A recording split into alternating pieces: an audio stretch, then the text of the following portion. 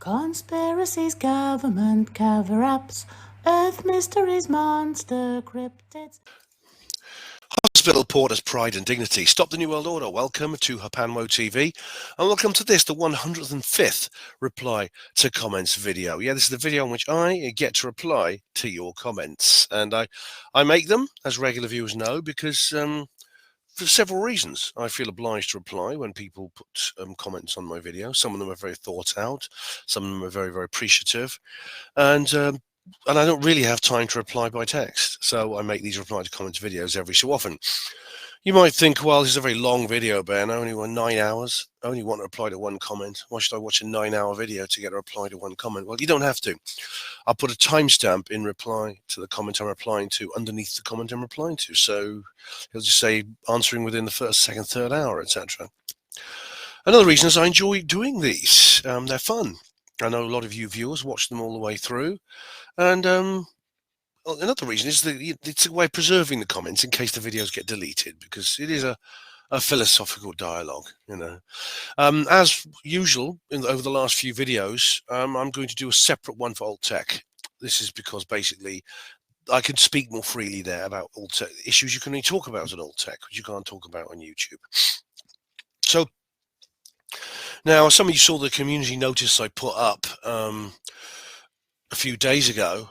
And you may tell by the tone of my voice that I am not well. I've actually been ill for over a week now. About 10 days I've had a cold. Now, this is definitely the worst cold or flu I've ever had in my life. I'm not complaining. As you know, I used to be a hospital porter.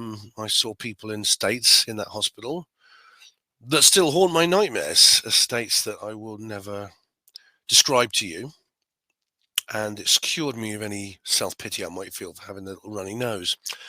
But, you know, as colds and flus goes, this is the worst I've ever had, and it's lingering quite badly. I'm still taking Lemsip, even after like 10 days, which is really extraordinary. It's a very, very severe and very long-lasting illness I've had, which is why I put up a community notice the other day saying I was cancelling everything between Christmas and the New Year. As a result, though, I decided I should do this today and just do it as well as I can, because otherwise there's going to be such a backlog to clear in the new year. I have other projects I want to do on HPANWO TV, and I want to get these reply to comments out of the way. We're overdue, well overdue for a reply to comment video. So this one might actually be quite a long one, because it's probably about 2 weeks late because of my illness and Christmas and everything. I hope you all had a good Christmas, by the way. I did, considering I was feeling ill. I went to my daughter's boyfriend's parents' house. We all did, and we had a lovely time. Hope you, just as I said I would. My father and my brother were away, so it was either that or sit around all day getting drunk with Ahmed and Hassan, which is not much fun. I don't even have Heineck here to stroke, so yeah, it's a shame. Heineck's doing all right, by the way, last time I heard. Loopy, to give her a real name. Okay, just to warn you, there's going to be a lot of nose blowing and coughing in this video. I'll try to put the microphone out of the way like that when I do it. My voice is going to stay like this. I don't know. Whenever I get a cold, I find that I have a hoarse voice for some considerable time after, sometimes several weeks, which means that I might be like this for quite a long time. And I can't take much, I can't just say, well, I'm going to suspend activity on HPANWO TV for like 3 weeks, 4 weeks, or whatever it is. I've got to just push on through it. I might have to whisper at times, okay? If I have to whisper, I hope you can hear me. I'll whisper very loudly, but it could be at a certain point, so I'll have to whisper. Anyway, I do appreciate everyone who's been leaving me supportive messages. It means an awful lot to me. Thank you very much, and I do hope you all had a lovely Christmas. It's New Year's Eve tomorrow.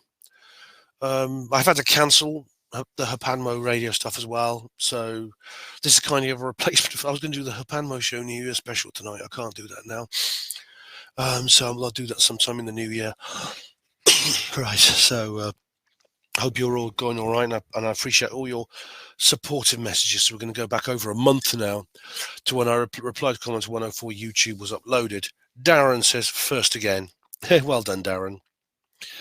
And Red Snapper says in reply to that, I had to edit my original post when I thought I posted it first, and it was in fact second. Oh, right. Okay. Never mind, Red Snapper, you're getting there. And he says here second on a separate comment. That's okay, Red Snapper. Well done. Sometimes people are posting at the same time, things like that. Same video, Hugo Rune. Hey Hugo, how you doing? Hope you had a good Christmas. Fifth, says Hugo Rune. Oh, by my calculations, you're the third, mate. You get a bronze medal. Hi, nice one, Ben. I'm looking forward to this. Hope you enjoy it, Hugo. I do. DJ B2 says 3 hours, Ben. What the fuck, lol? Well, I think this one's going to be a bit longer, DJ. It doesn't include the alt tech. Hugo, I'm British, not English. BNOTE. And Red Snapper says, where are you from? Well, it's the British English thing is something Hugo and I have been discussing. It's a big issue ever since the Senedd video. There's been this silly issue I've been trying to clear up. All right, guys. So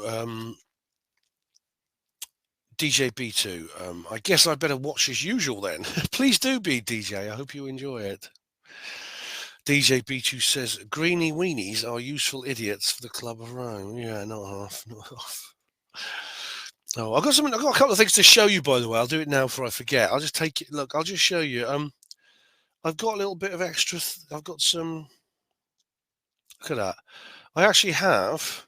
If you look behind there, that is my Crafty Nihilist art gallery, which is covering. It's sort of half covering up the brown spot on the wall, which is nice. You see some. I've shown you the Crafty Nihilist work before, but that's Liz from the Crafty Nihilist. That's good.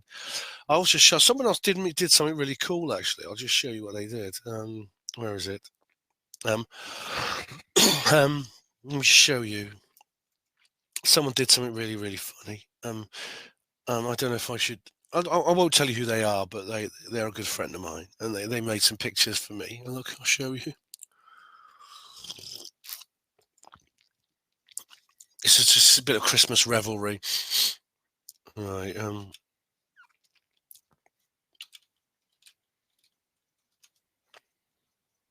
1 second, bear with me, ladies and gents.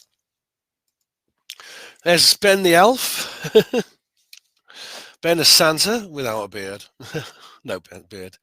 And finally, he actually did get around to giving me a beard there for Santa. So yeah, thank you very much to the person who made those pictures. You know who you are. You can own up if you want, but thank you very much, all of you. Thank you very much for the person who did that. Thank you. Right. Stephen. Right. DJ says, I miss the mumblers bumbling. Oh, don't worry, you don't have to anymore because the mumblers, as Red Snapper says, he's back. Yes, Dark Corners Beyond, absolute rubbish. I think you're getting some t-shirts done, Steve Mumbling says, absolute rubbish, with a little picture of him there. That was on reply to comments 104. Alan McBride said, thanks, Ben. You're welcome, Alan. You're welcome. DJ says, it's good there is mumblers bumbling, like it's like that is worth a like. Yes, definitely.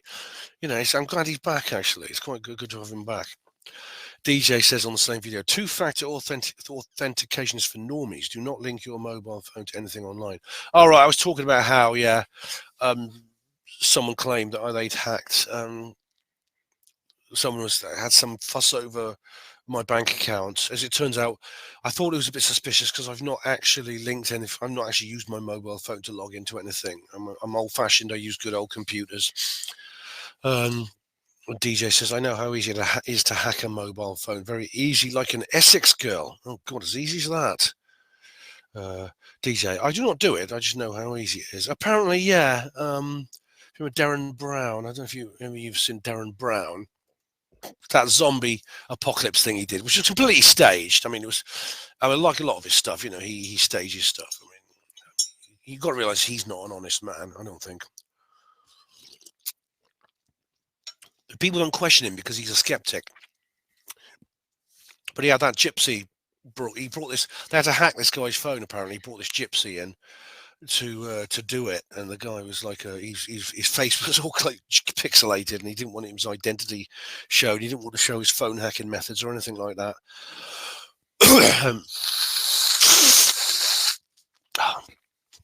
I'll try to put the mic away when I do that. Sorry, guys. DJ says, space heater will save you money. All right, space heater.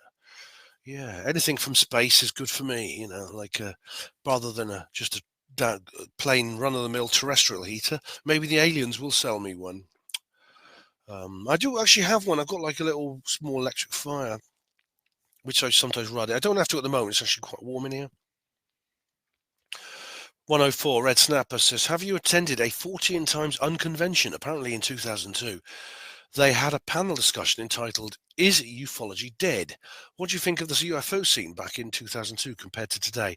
Back in 2002, I was sound asleep and thought all this stuff was suspicious nonsense, so I can't really compare. Yeah, Red Snapper, I have never been to a 14 times unconvention. I'd love to. They look really cool. Kind of, there's a whole list of various conferences that have taken over from that scene. For example, Weird Weekend North and ASAP, which I'm going to. So I'm going to Weird Weekend North this year, by the way. You'll be pleased to know. I'll go back to Contact in the Desert as well. Got my ticket, so that's another good thing. And as for ASAP later in the year, I don't know, but I'll see how I get on. But yeah, they did. Is Ufology Dead 2002? I think as the saying goes, rumors of my death have been greatly exaggerated.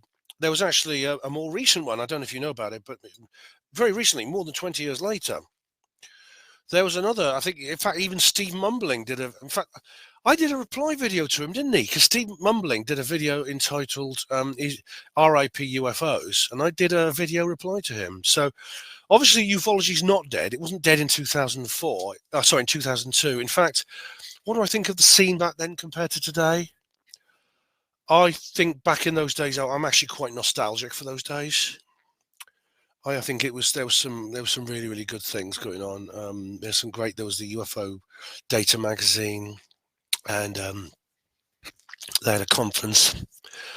There was the old Leeds Exopolitics groups, Graham Birdsall's conference, which I hadn't heard about. I didn't go to them until I think 2007 or 8 was my first one. But back they were running back then as well. I wasn't really involved, but yeah, I wasn't asleep like you, but I was. No offense, but I was not into it as much. I was not into the sort of like real world scene. I was still very much online in those days. I went to see David Icke live in 2002. I remember that was one of the first sort of real life events I went to. And David Splendid Isolation says underneath, and now the phenomenon has been officially confirmed. Yes, it essentially has. They would say, people say this all the time, the moment you declare, what was that line from that song, that Scatman John, things you call dead haven't yet have a chance to be born, I'm the Scatman. I love that. I love that guy. Good comment, Red Snapper and David. Yeah, same video, DJ B2. Ben Herr Starmer is a full-blown communist extremist. Yes, he was a visiting member of the Czech Communist Party. I think in the in the 60s. I think he was sent over there. I think to be a representative.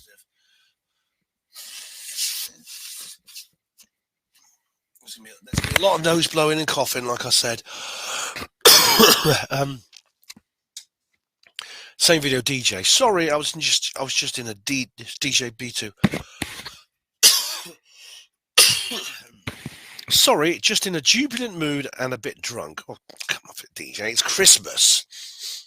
Red Snapper, why so happy? DJ sold some Dogecoin and it's hilarious. Oh, well done, DJ. Hope you made a healthy profit off it. Great day today, says. Hang on, I'm checking because DJ got left a number of comments. DJ B2. Great day today. I wish you all have a great one today and tomorrow. Oh, cool. Well, I'm glad, mate. Yeah, you're glad. Well done. Well done. DJ says, I blame Tony Blair for most things. Well, Tony Blair kind of, what was they called him on GB News? The boomerang prime minister, because he keeps coming back. It's usually to advocate for some kind of like Big Brother, reform to do with ID cards and fingerprints and stuff. But yeah, I mean, I think some people say that his premiership was like a major turning point in the country where things really went downhill. And I think that's true. He started the mass immigration agenda. He won people over with his conference because he was Labour. People sort of were disarmed, and this is they do this regularly because they say, well, it's because this person is this party, then they're not going to be as bad as the other side.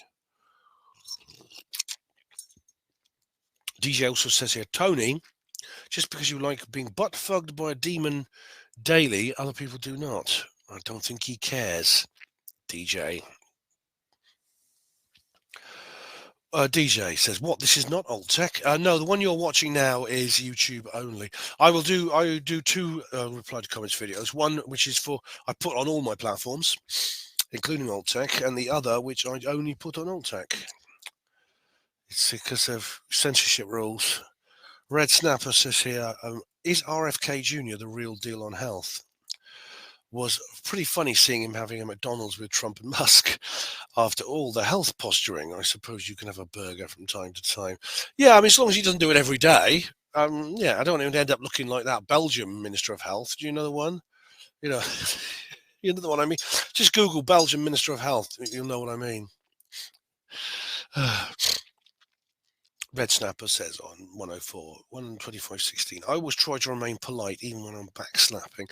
That's true, and you do. You're not like some backslappers can't be polite. They go, for God's sake, wake up, you fucking idiots. Wake the hell up now.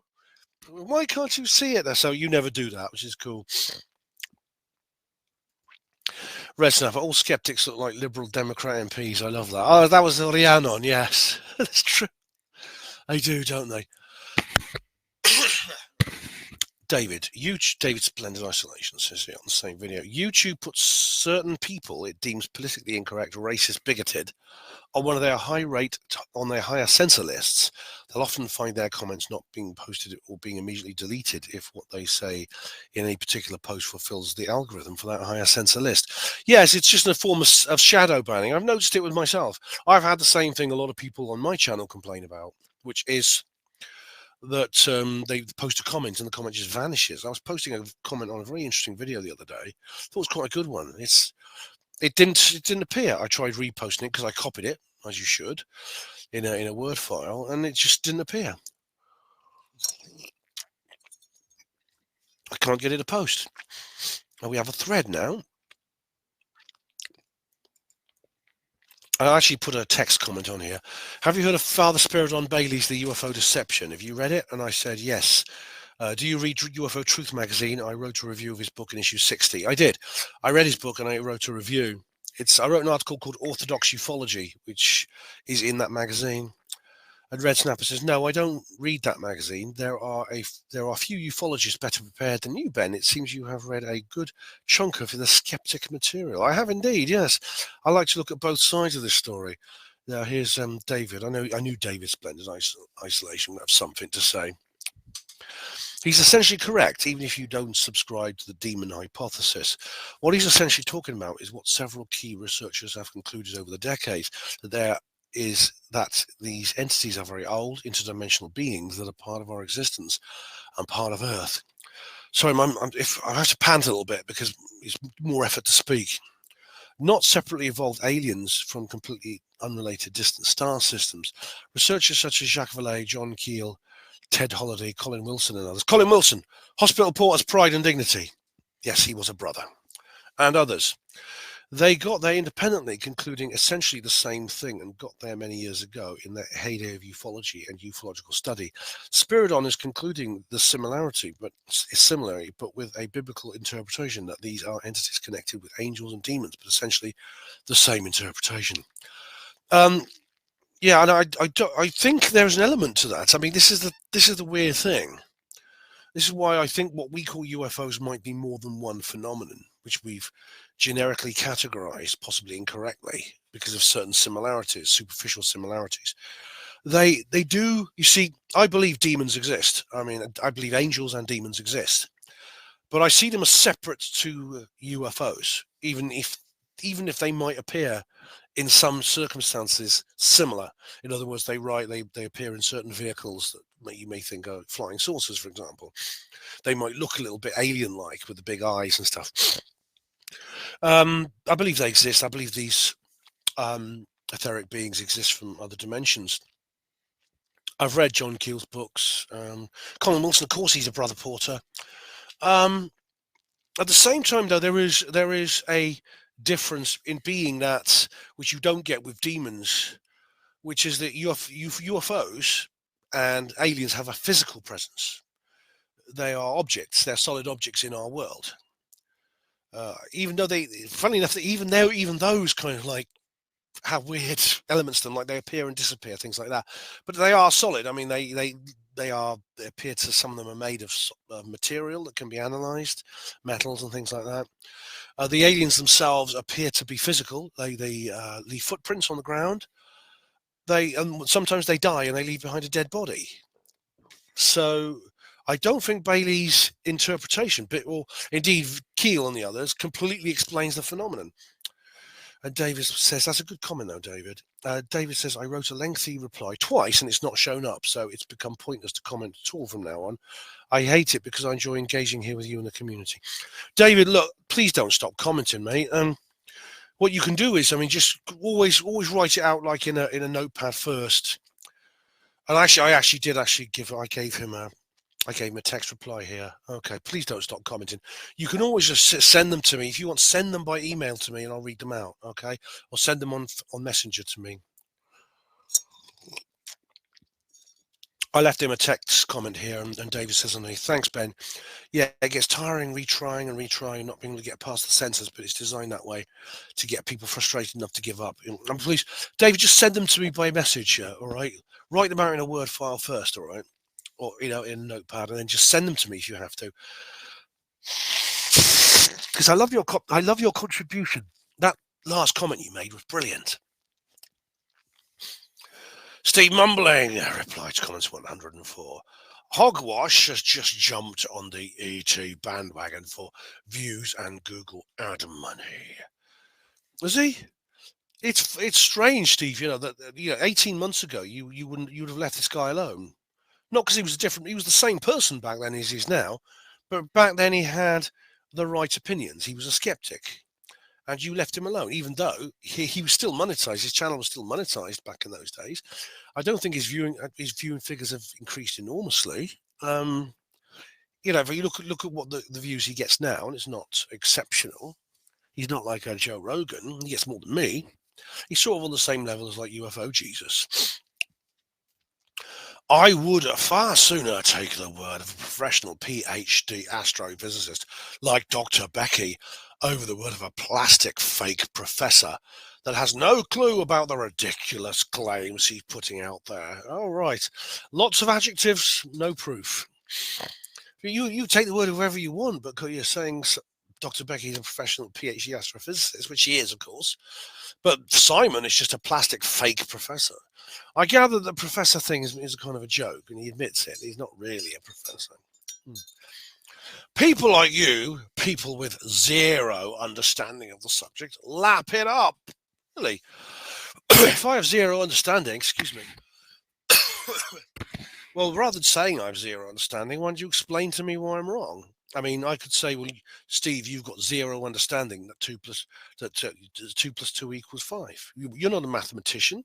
You're just a fake plastic professor of mathematics. Therefore, 2 plus 2 equals 5. I've proved you wrong, doesn't it? See? Here we go. Because you have zero understanding of the subject. No, so it's the second time you've said that. It's a tautology there, Steve, in that sentence. It is the blind leading the blind. In the case of hogwash, right up the garden path. Well, Simon Holland, to give him his proper name, may be right or wrong. There's a lot of rhetoric in your comment here. 4 or 5 sentences. You're not actually explaining why he's wrong, though, are you? And you said yourself you're not going to make a video on your own channel about it. Same video, Melvin Sherman. To be clear, when I mean Trump wants to build the Berlin Wall or his new wall in Ukraine is more same argument. I'm not saying Trump is a communist. Is basic Trump build the next Berlin Wall? Oh, Melvin, I wish you'd learn to write properly. Trump's wall is going to run along the US-Mexican border. I don't know anything about the wall in Ukraine. Your last sentence is completely unintelligible. Oh, and then I got...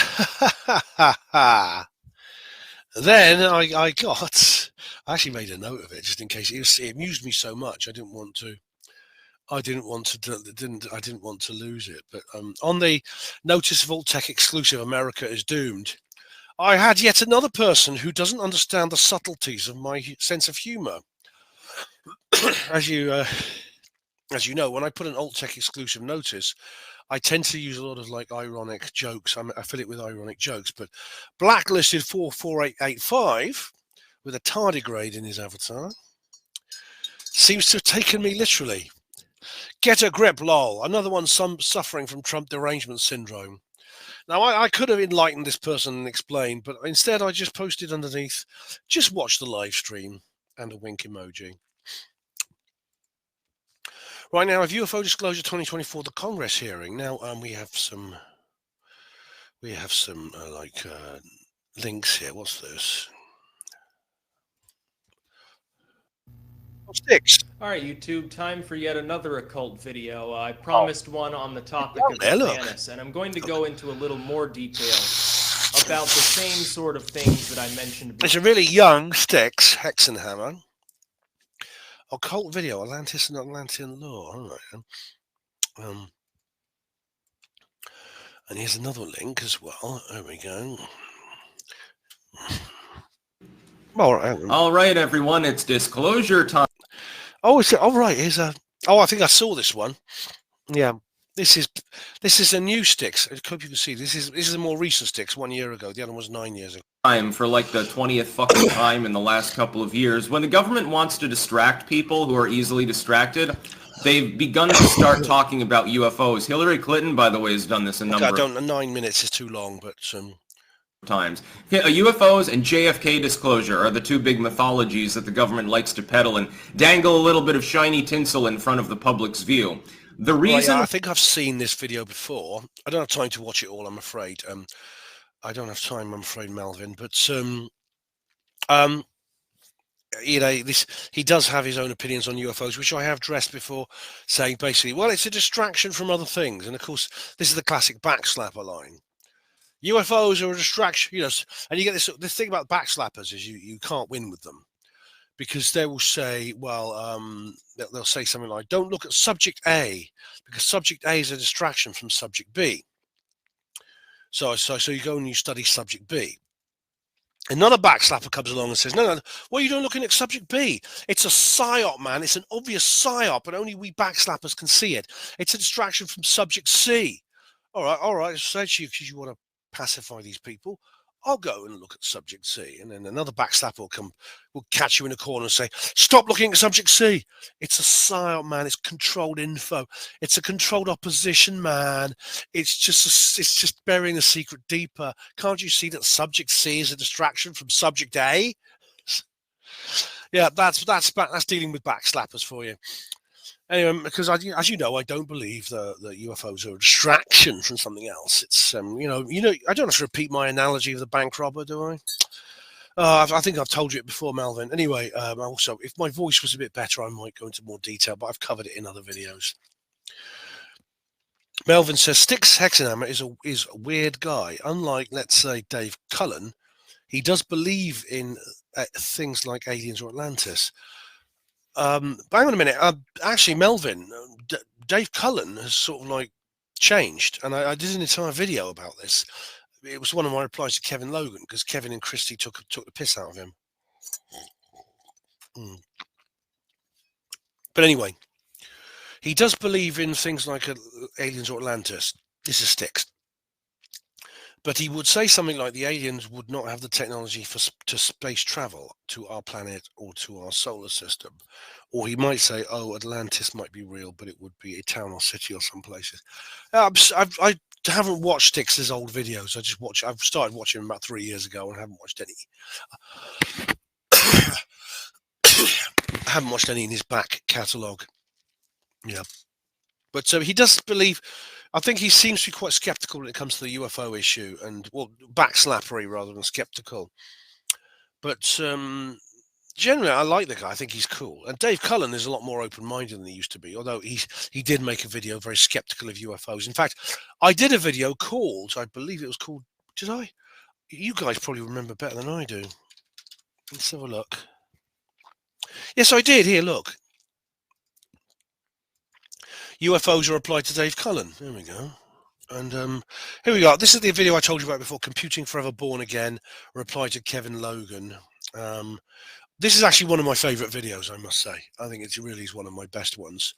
Basically because I tackle this big brummy chump and his woke pseudo girlfriend who just attack Dave Cullen because he has he's changed his mind about religion. Yeah. WTGLB says, I just learned that Dr. Peter Fenwick passed away on November the 22nd. I really enjoyed his talks in his book of The Art of Dying. Yes, luckily he has left behind a YouTube channel, which is set up by his grandson, and it's got loads of really interesting videos on. And he's got loads of other talks, TED Talks. He's appeared in documentaries, including one of my favorite, Testing God. And here he is. Here's all this stuff here. And that was his last video. It was over 2 years ago, but there he is doing various things here. And he talks about evidence for consciousness after death, importance of understanding mortality, cure for our existential fear of death. Yeah, he's an absolute gem of a man. He's brilliant guy. And he's only got a few. That's his grandson there. And there's Jasper the cat. I think is he called Jasper? Oh, Casper the cat. And that's his grandson who set up his YouTube channel for him. We have now UK drone attack live stream. We have Mr. Gianluca Viali, another bloody Scotsman. Thanks, Ben Emlyn-Jones. A very interesting upload. You're welcome. You're welcome. You can call me Ben. Same video, Macca the Gypsy. Hey, Macca the Gypsy. Hello, Ben. This is US Marley Pumpkin. I'm banged up for life in prison. Oh dear. I'm sorry for that. You must have said something naughty. Same video, Star Wars Attack of the Drones, says Grumble Guts. This is a live stream. Michael Snow says, bugger, I missed this one. Oh, no, don't worry about it. Michael, the recordings are always there. I don't delete recordings. There they are for you. Scowling Wolf, same video. The Rogan DT interview, Donald Trump interview prediction was from Cliff High Webbot. Oh, was it? Do you mean Donald Trump? Yeah, funny enough, I actually do mention this. I mentioned Cliff High in one of which video was it? Oh, it's the Melee live stream. Yeah, Cliff High said that there'd be like an alien invasion about now. Isn't that weird? Just when these drones suddenly start appearing, and of course, it's not just the UK that's had these drone attacks. The US has as well, and in fact, so is Russia. According to Ross Coulthart, they're happening all over the world. Reply to comments 104. Grumble Guts says 4243. Was he involved in a pyramid scheme? What's this? Okay. I'm really responsible for. I don't have a partner. I did have, but she left me for. She traded me in for an Egyptian con man. Oh, right. Yes. Yes, that was. I shouldn't. Maybe I gave away a bit too much information there. That was Sue Stain, my former partner, who I was with for 8 years. Was he involved in pyramid selling? I get it, Egyptian. Don't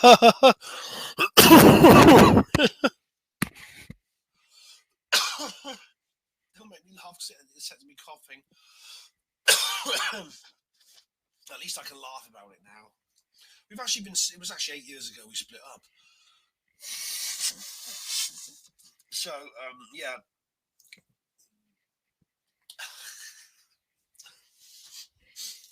Yeah, at least I can laugh about it. Yeah, it's 8 years ago.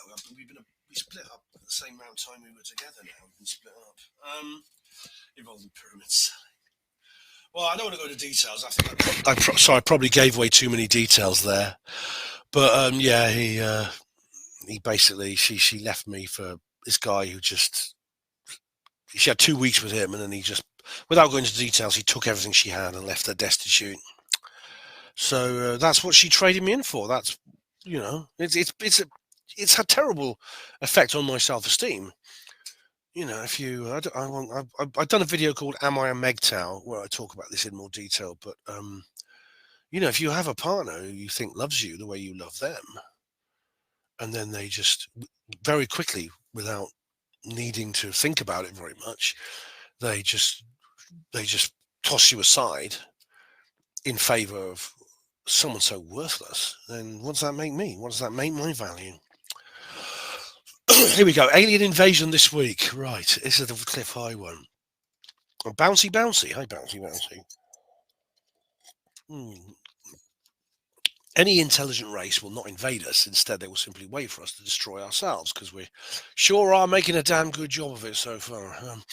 Well, perhaps they've changed their minds now. I mean, if what you say is true, maybe things, because we had this major turning point in the last couple of months, talking about the Trump thing, and of course the rise of populism in Europe. They're thinking, hang on, these guys are not going to destroy themselves after all.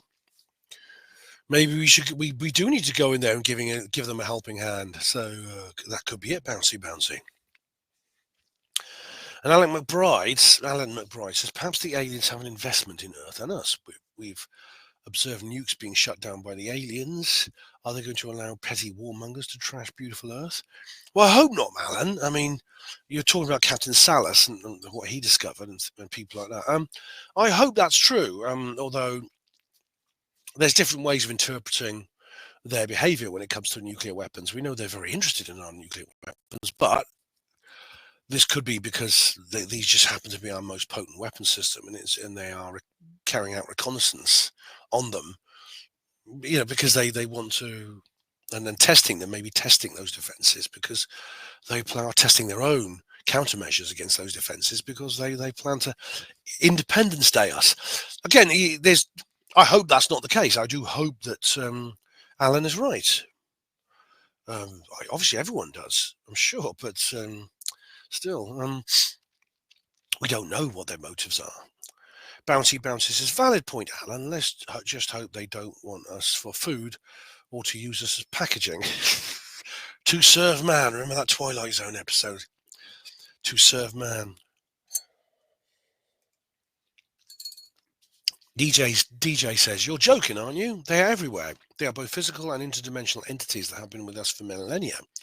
The world is manipulated by them on many levels, and as we can only detect a tiny fraction of the light in the sound spectrum, we ultimately have blindfolds on. And then there is the spirit world and beyond. Some can detect a small fraction more than others. Some just cannot entertain anything outside of their belief system. Yeah, I mean, basically, that's actually true. But I don't think you need to say that Bouncy and Alan are joking. I mean, they just brought up a very, very important point, which doesn't necessarily just discount what you've said. And again, this ties back to Spirit on Bailey, and the fact is, what are they? And they appear to have different properties of both the etheric and the physical, which indicates they're more than one phenomenon, which we've generically categorized together. David says, the day the Earth stood still scenario. David Splendid Isolation. And indeed, David, I've done an entire watch party on that, if you remember. Good film. The original with Michael Rennie. Forget the Keanu Reeves remake. That's shit. David says, if I make short, simple posts, hopefully there's a likelihood of being scotched by the algorithm. I don't, David, I don't know why that's happening to you. I'm sorry. Like I said, please just email them to me or send them on Messenger. Alien invasion this week. Spaceman says, good name for the subject matter of this video. Hope so. Then we don't have to listen to the likes of Greer, Hala Hondo, and the claiming ownership of the whole phenomenon. Well, Greer, yeah. I mean, I actually wrote an article which I'm quite pleased with the other day, because I've been doing a lot on HPANWO Voice since I've been off HPANWO Radio and TV. The battle. It's a review of the battle for disclosure, and I make this point. I say, the guy is just. He's up. The reason he's up to with Elizondo, and he's anti. He's not a backslapper. He just hates Elizondo because we've moved on from what the situation he was in. He wants to believe that disclosure is all about him, and his royal muscliness is the centerpiece and champion of this whole thing. And he's standing on his mount, preaching to his disciples, and there's no other who claims his power. And now, of course, he's just one player in the field. Now, if he cared about disclosure, he would rejoice, gives a sense this is like kind of mission accomplished for him, but he doesn't, because he wants disclosure to be all about him. Here we go. Alien invasion this week, Neil Peel. A bit busy for an alien invasion. Could they do it in the new year? Yeah, I mean, I'm glad we are almost at New Year. Tomorrow's New Year's Eve. And I'm quite glad that I don't want these things to happen in the Christmas period. It's just too much. I want this Christmas to be special. I mean, just imagine if Disclosure Day was Christmas Day. Oh dear. Yeah, I want Disclosure Day to be on a day when nothing else is happening. For God's sake, please, aliens, or Deep State, please don't make Disclosure June the 1st. I don't want St. Theo's Day to be Disclosure Day, because St. Theo's Day I want to be special. Alan McBride, Alien Invasion this week. Far out, Ben. I'm looking forward to the upcoming show. Cheers, wee man. Yeah, I did a live stream, didn't I? That's right. And then James Stasiak says on the same video, a reply to your video title. I hope so, Ben. He hopes there's an alien invasion. If it means some days off from work, I'm up for it. Yeah, Alan, I think quite possibly... Sorry, James, I think quite possibly you won't be called in at your boss if there's an alien invasion. Neil says, you missed out my book in your studio tour. Oh, Neil, it's the book is over there. I'm sorry, I didn't. Sorry, mate. I'm going to deal with your book at some point. I know we're going to do an interview about your book. I will at some point, mate. Sorry about that. And we have 61 Shirley.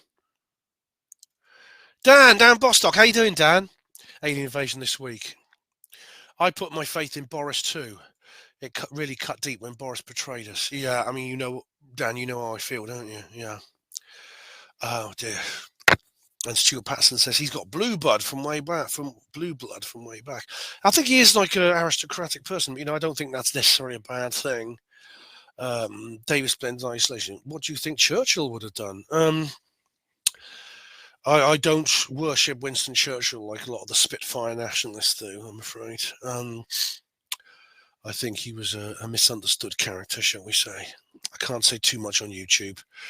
But yeah, I'm off the Boris train. I mean, it's a shame because he could have been great. Boris Johnson could have been Britain's Trump.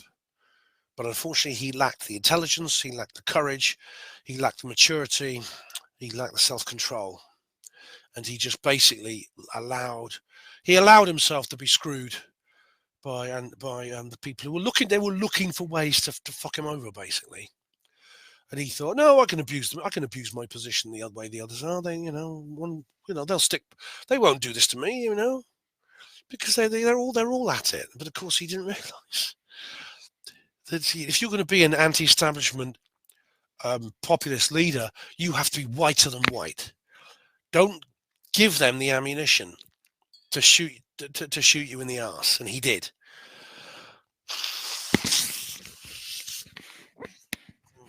Anyway, I hope you're doing all right, Dan. Do check out his channel. The music, I love the music videos, are particularly good. Especially A Politician's Worst Nightmare. That's got to be my favourite. Hello, yes. Someone's trying to text me. All right, take care, Dan. Dan appears in a couple of my videos, the Nottinghamshire Roswell ones. Alien invasion this week. Neil Peel Paranormal says, that Dunning guy can't take the human side, like you say. Be respectful for the lady that passed. It's a pretty low thing to say in such circumstances. Yeah. David says underneath, and hypocritical, because the only reason he did that is to inject himself into it and make himself relevant, which is what he accused Fox of doing. Yeah. The piece of shit. Emily Trimms just died. She was only 30. She was 38 and she died. And James, quite understandably, is showing grief, as we all are showing respect and upset at the fact this young woman, very brave young woman, passed away after speaking out about her experience in 1994. And then Brian Dunning comes along and tries to, basically, what he's doing is skeptic grave robbing. And starts publicly criticising Fox for that. And they did the same with 9/11 and things like that. They do. Helen Tucker says on Alien Invasion this week, she sends me a load of emojis which look quite good. Flying saucer, alien, space invader, and a laughter emoji. Yeah. Lance Corporal says, "Hey Lance, how you doing, mate? Alien invasion this week? I hope not. We're going out on Thursday. Can it not happen on Friday? Well, luckily it hasn't happened yet, mate. But yeah, it was good to see you anyway. I did meet up with Lance Corporal again, which was nice. And Lance says, nice setup on Alien Invasion this week. Thanks, Lance. Nicholas Bain says, take me to your leader. His name is Ben. That's right. We come in peace. And now we have bases. We have Miles. Milesy. How you doing, Miles?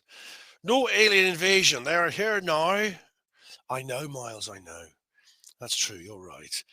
But I think what we thought might happen was they might sort of like come out in their spaceships and hang over our cities and things like that. Of course, we know they've been here. They've been here probably longer than us. Yeah. Or it might be a fake alien invasion, like we said. In fact, here on the same video, Control Voice. I'm just checking. I've got all everyone's comments. Did I answer? Oh, yeah, I answered David Splendor Isolation as well. We have Control Voice on Alien Invasion this week, saying there's an episode of The Outer Limits about a fake alien invasion called The Architects of Fear. An original Dwarn Boy says underneath, it's based on Orson Welles' radio broadcast, The War of the Worlds. Oh, right. Just we look that up, because that sounds fascinating. Because Outer Limits, an old one, Outer Limits. Because The Outer Limits. This was like a TV series from the early 60s. I know, because Barney Hill was accused of making up his story. Architects of Fear, season 1, episode 3. Because Barney Hill was accused of making up his experience because he'd seen aliens in the Outer Limits, which looked a bit like the ones here. Architects of Fear is an episode in the original Outer Limits TV show. 30th of September 1963. Ascent of the Cold War. All right. I won't have time to watch all of this, I'm afraid, but let's just look at a few images. But it's a great series. It's a really cool series. It's a bit like the Twilight Zone. If anything, it's more scary. As I say, Barney Hill was accused of not fabricating, but imagining his encounter he had with his wife Betty in September 1961. Because he'd watched an episode of Outer Limits the day before or something, and Robert Taylor of the Dagmont Woods incident, he was basically accused of the same thing, of conflating memories of a TV show with his real experience. In the case of Taylor, it was Doctor Who. That happened in 1980 or 79. But yeah, I'll have to check that out. Control Voice. An alien invasion this week. DJ B2. The Mumbler seems obsessed with steaming piles. I suggest he changes his diet if he's having too many steaming piles. Oh, Steve Mumbling says on Alien Invasion this week. Excuse me.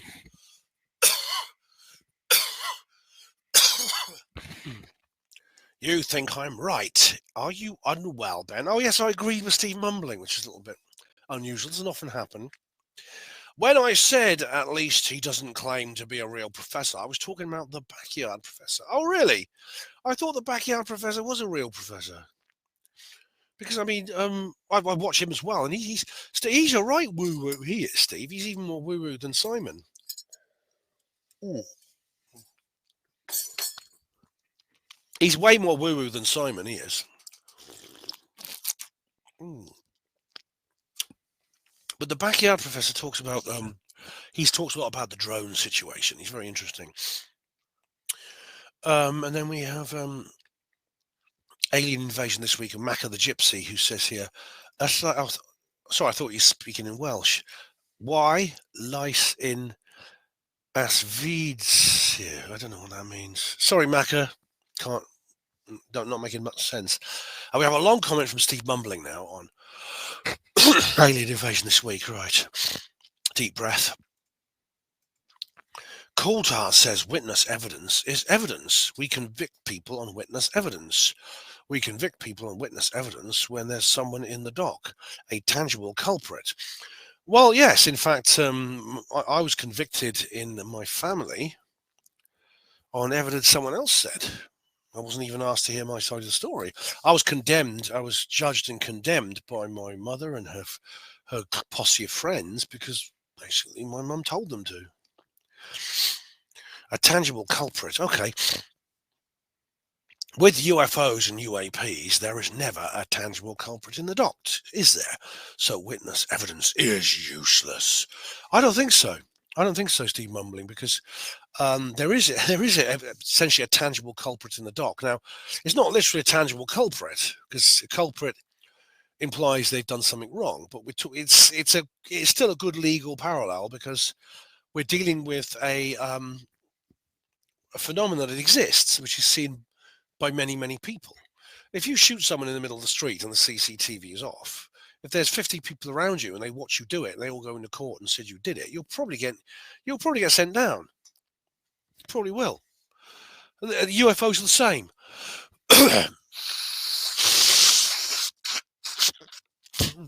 Okay. Coulthard is a lawyer. He should know better than that. Without tangible evidence, it's just a story. Well, the thing is, there is evidence as well in the form of documentation. There is, I believe, physical evidence, which it has been gathered independently. For example, the hole in the sky people. There's also physical evidence of people like Roger Lear who gathered evidence. I mean, there's all forms of evidence exist that support this story, Steve. Coulthard was on another channel yesterday saying he's 100% sure we're being visited by ETs because he's been told this is happening, and he says the MSN should be all over this. Well, Steve, I am 100% sure that Thailand exists.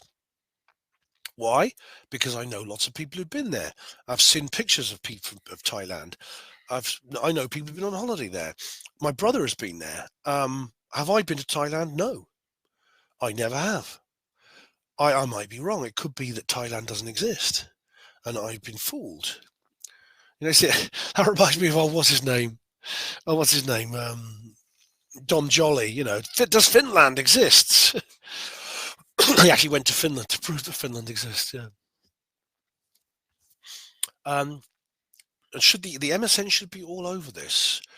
Why would they, when they have been instrumental in like suppressing and ridiculing and confusing information over the whole thing? The mainstream media essentially has been used to keep the secret this exists by helping cover up the evidence that can be covered up, and just messing with people's heads when it comes to the evidence that can't be covered up. They would be if there was a scrap of tangible evidence to support just one of these stories actually being ET. There isn't, so they're not interested. Not true, Steve. Not true. I think we've been through this, but there is indeed. There's another reason why the MSM is not interested. It is. And indeed, do remember, we only have to be right once about this issue, about one case. You have to be right about every single case here. We only have to be right about one of them, and we're right about more than one. I saw Nolan spruiking. Oh, I love that word, spruiking. I've never heard anyone except Steve say that word. I saw Nolan spruiking some absolute drivel yesterday too, about an unnamed physicist who told him recovered alien spacecraft don't have a power source on board, and them having a magic propulsion system that works without exploding the sun every 10 seconds or some such twaddle. All right. This is interesting. Didn't see this interview with Gary, but the final news stories about the Roswell incident before it went quiet and the stupid weather balloon story was put out actually stated that they described the craft as having no visible engine and being like a box kite. I don't know. So I'll have to watch that interview to know more, but that would fit in, wouldn't it? That they do have a power source, but it's just not something we can touch. There's not like a big engine block with pistons and things like that, or jet turbines. There's nothing like that in them. I think I'll make a video about the rubbish I've heard from these two, and of course throw you in a told ya about the alien invasion that never happened. All right, Steve. Well, I'll have a look at your video. Let's see what your video says, because let's have a look. What's your latest video then? Let's have a look. Oh, here we are. Oh, it's just 11 hours ago, right? And there's one 6 days ago. Oh, I've got some catching up to do. Yes, indeed. Drone up. Oh, he is. He's covering the drones now. Yes, I'm going to have a word with. Oh, I've got quite a few. That's the last one I watched. So I'll see what I can do. Maybe I'll do a reply video to you, Stevie boy. As for the told you so about the alien invasion, fair enough. Yes, it never happened. Unless the drones are the alien invasion. Oh, I don't know. We'll find out, won't we? I'm not just share screen anymore. Faborus says Trump is the main leader of the aliens. Is he? Maybe he is, in which case that's cool. And that's on alien invasion. Same video, the Cosmic Twilight. Hi, Cosmic Twilight. I haven't seen you for a while. Ian R. Crane predicted the fake alien invasion at the London Olympics back in 2007 at the Glastonbury Symposium, before David Shayler declared he was the second coming of Christ. The presentation was called Fool Me Once.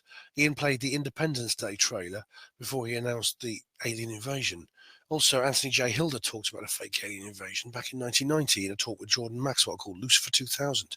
Great video, Ben. Keep up the good work. Thanks, Cosmic Twilight. I've seen those videos. Both of them. Fool Me Once, great. The late great Ian R. Crane, and the one with Jordan Maxwell. Yeah, that's. I'll have to watch that. But I remember Lucifer 2000. Yeah, I'll have to rewatch that. I really will. Thanks, dear old Ian. Oh, God, I don't know if I miss Ian R. Crane. I think we could really. I just keep thinking, what would he say about what's going on at the moment? What would he say if he were here? What is he shouting down at us from the other side right now? Yeah. Alien invasion this week. Bluebeam says on here, aliens would have it at the time very easy. Aliens would have it at the time very easy on this planet.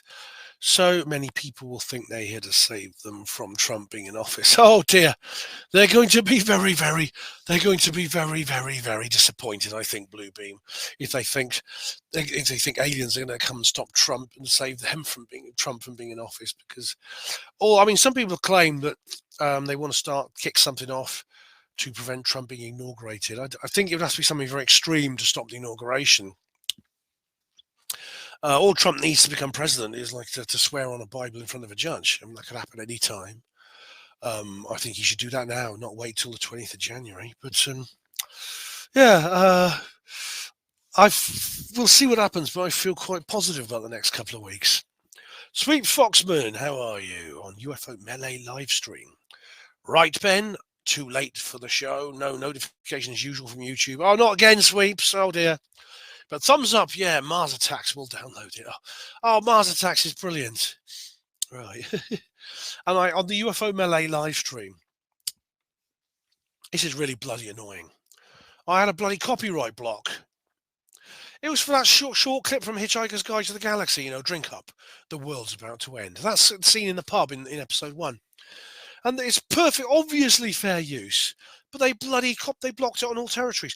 I was given the option of cutting it out, and I did. And I said here, I've had to I actually wrote this community notice, or no, it was a pinned comment. I've had to trim this video because I've had a copyright block on the brief clip from Hitchhiker's Guide to the Galaxy.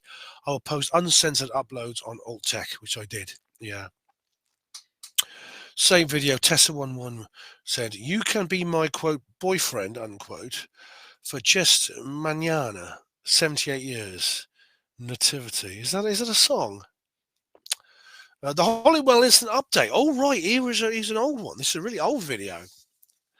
I've seen a few stories on this. Terrible, strange subject. Very informative, guys. Thanks, Gary Rain. In fact, Dan Bostock is in that as well. I did a video with Christian Lander about it too. In fact, I think that's the one rather than the old one. Yeah. Reply to comments 104. Very rare these days, a fourth hour. Yeah, I think you might get one this time. You might get one this time because, like I said, it's a bit of an overlap, I'm afraid. There's a bit of an overlap. UFO Melee live stream, Orange says, nutty Professor Simon Holland and Nick Pope are now a double act. And Steve Mumling says, the nutty fake professor. Yeah, Simon and Nick, they did an interview, didn't they? Yeah, with Nick Pope. It's funny, this double standard I see all the time from you skeptics. When Simon was a skeptic, you all left him alone. Now he's not. You keep having a go at him. It's like we were talking. Steve was talking before about Gary Nolan's anonymous source. Oh, he uses an anonymous source. Isn't that bloody awful? Why can't he just? And other people criticise David Grush and Lou Elizondo. Oh, you've got all these anonymous sources everywhere, but you can't tell me who they are, can you? No, you can't tell me who they are, can you? But it's just so hypocritical because Annie Jacobson, she in her book Area 51, which I've reviewed, she uses anonymous sources all the time, and everyone leaves her alone. No one ever says, Annie, you shouldn't be using these anonymous sources. You should tell them who they are. You know why? Because she's a skeptic. She doesn't believe in aliens. And so you skeptics do tolerate that from her. Anyway, guys, that's the end of the first hour. I'll probably take a longer break than usual to recharge my voice. All right, guys and gals, welcome to hour number 2. Excuse me. Of this reply to comments video, program number 105, and I've got some Lemsip. Here we go. You've got to keep the spoon in there because it doesn't settle on the bottom. I disappeared when I did that. Oh, I keep disappearing, and Russell keeps appearing. It doesn't settle on the bottom with the sediment, so you have to keep stirring it. It's very nice with warm water. It has a slightly bitter aftertaste or bitter underlying taste because it is paracetamol. I tell you, it hits the mark though. And I've been taking a lot of it. And as I said, it's weird now. Even 10 days or so after I first started getting this cold, I'm still taking this stuff. So it's not an ordinary cold I've got. Anyway, you can only take 4 a day. It was 4 hours since the last one, so I'm going to have some more now. Anyway. Now back on to hour number 2, and we have here alien invasion this week. And Jay, what's this? J4SE4 says, what if, in fact, it's a real invasion and not fake? DNT, don't trust Wonderful Brown. He was a Nazi. Words on that. Yeah, I mean, it's a weird thing about Von Braun because even though, well, I suppose some of his predictions came true. The end of the Cold War did happen. By the mid to late 80s, it was sort of all over.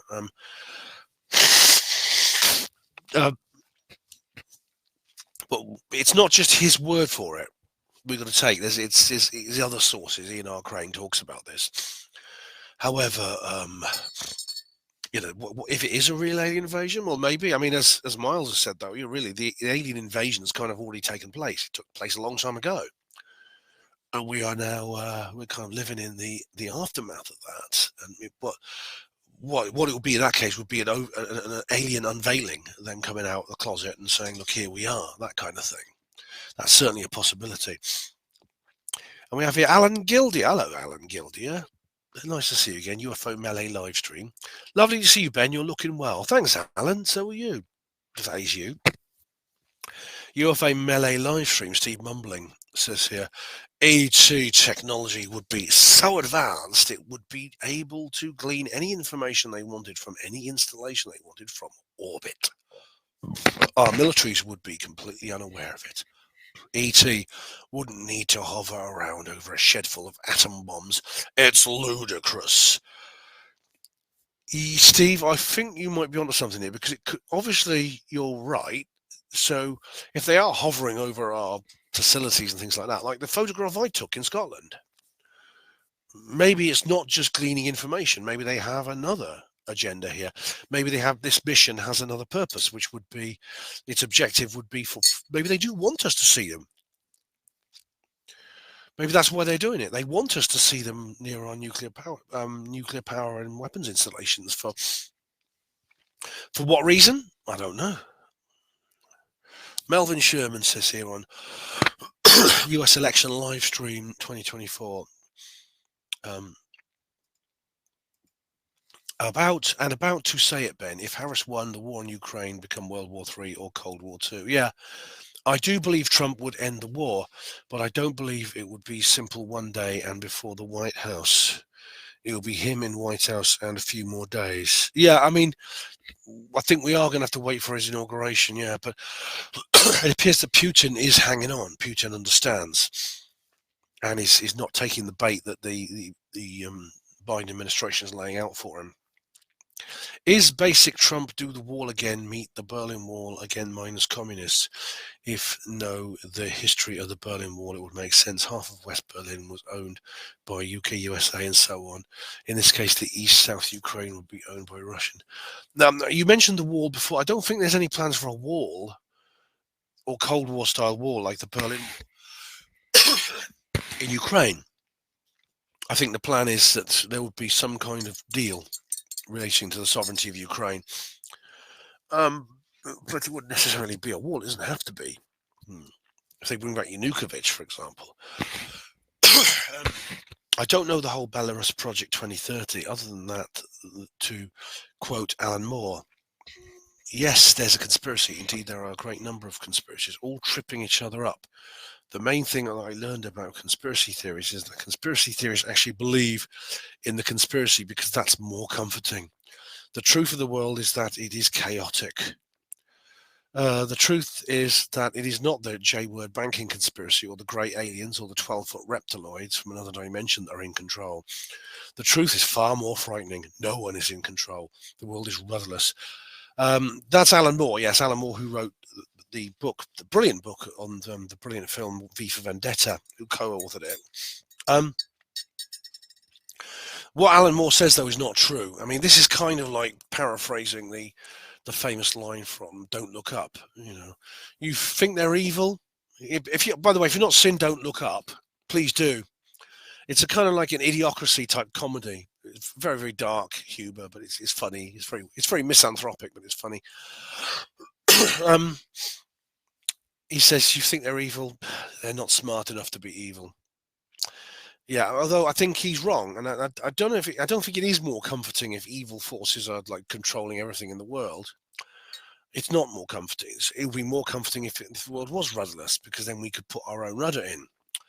As it happens, I don't believe they control everything. Their power is limited, as I've explained many times. But Alan Moore is wrong. There is the people running this are not stupid. They're not as stupid as the politicians they get to be elected into office. They know what they're doing, and these things do happen for a reason. And there is definitely methodology here, not madness. As for this leaked document reveals Kremlin plan to take over Belarus. What's this?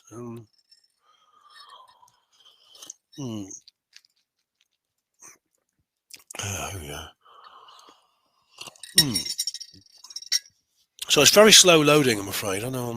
I'll give it a couple more minutes, but then I'm going to have to leave it if not. But if Russia really does want to take, sorry, mate, this is taking too long. I don't know why that is. I'll keep it hourglassing for a while. If Russia wants to take over Belarus by 2030, turn it into a... Oh no, it's not going to work. Sorry, mate. Turn it into like a part of Russia. I mean, is that the plan? I'll have a look at it when it finally opens. And Melvin says here, Alan Moore quit the basic. The Alan Moore quote is the basic mean. Yes, there is conspiracy out there, but it's not the aliens or lizard people. Oh, I don't agree with that. There is a conspiracy out there, and it is the aliens and lizard people. Thanks anyway. You give me something to think about there, Melvin. Alien invasion this week. Crafty says, thanks, Ben. You're welcome, Crafty Nihilist. And Crafty Nihilist says, first, you do that now. This is on the Visibles. This is my bit of field research I did. I braved Storm Dara to go out there to the darkest reaches of stormed, devastated Chester to do some field research. Yes. Yeah. The Visibles, yeah, I did get home. Neil Pill's second, but that's good enough for me. Hope you had a nice time. I had a great time considering the weather and the journey back. I had a great time. The Visibles, Jeff Hindley. In Salford, Manchester, you still see trains. However, replacement buses are a daily occurrence. That increases in winter. I hope your enjoyment of the travelogue research wasn't ruined by the UK's terrible transport system. Thanks, Jeffrey. It wasn't ruined. It was frustrating, but I'm glad I did it. I mean, I actually did contact my witnesses and I said, look, do you think we should like postpone this maybe to the new year? She said, no, Lisa. She said, no. Please come, Ben. I said, I did, yeah. Wayne Model Builder says on the Visibles, agreed, you don't do enough field research, Ben. Hopefully a lot more to come, as these are my favourite videos you do. Thank you. Oh, you're welcome, Wayne Model Builder. Now, I've done another one recently called the Berkshire Roswell, which you might have seen. So, yeah, I've been trying to do more field research. Now, Wayne leaves a comment here, which is kind of echoed by a lot of people. Okay, after watching the video, I'm not convinced. Firstly, I think they are filmed through glass.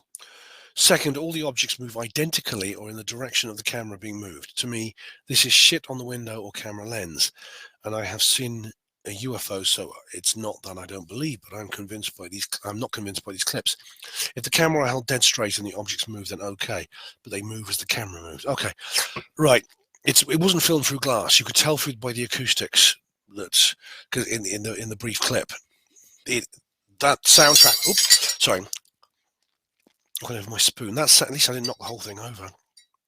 That soundtrack was not recorded indoors.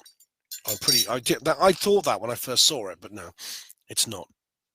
They do move identically, and I did wonder about this. I mean, you know, I don't think though that that they're on some kind of surface which is closer, because otherwise it would be very obvious. So there appears to be contradictory evidence here, but I do think it's more likely that these objects were real and physical out there, and they were moving identically in formation.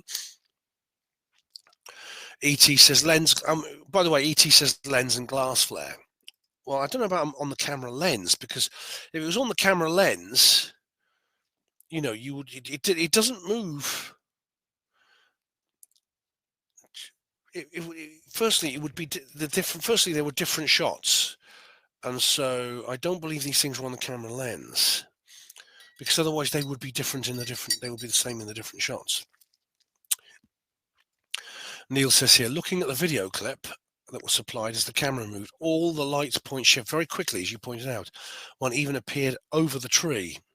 I strongly suspect it was shot from inside another caravan mobile, and its light artifacts, lens flare, glass reflection on the window of the camera or building they are in. Your daylight filming of the same scene kind of confirmed it. Maybe Lisa can stand on the porch next time and film outside without the glass window. I suspect that will spell the end of the UFOs in this particular incident. I was once asked of an opinion of a film showing a alleged glowing fairy over a sunlit river. The fairy light appeared to move as the camera moved. It was just lens flare in that case. The person filming said fairy was not happy. It wasn't a fairy of sorts. The street lamp by the bush and the caravan footage was, I suspect, the cause of the illuminations. All right. I don't think that's the case, Neil, because the acoustics suggest that this was not filmed indoors. Indeed, the witnesses confirmed this was not filmed indoors.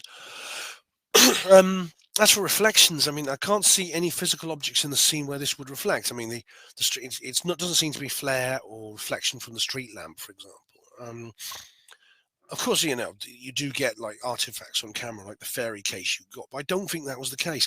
Now, I do agree it's frustrating, and I agree that there is ambiguity in this evidence because it is so limited. I think the witnesses did what they could under the circumstances they were in, but I don't think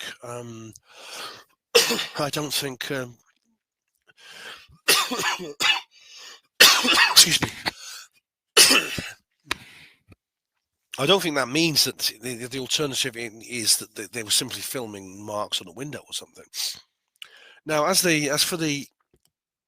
am actually reconsidering the idea that these objects it was the small object that went in front of the tree.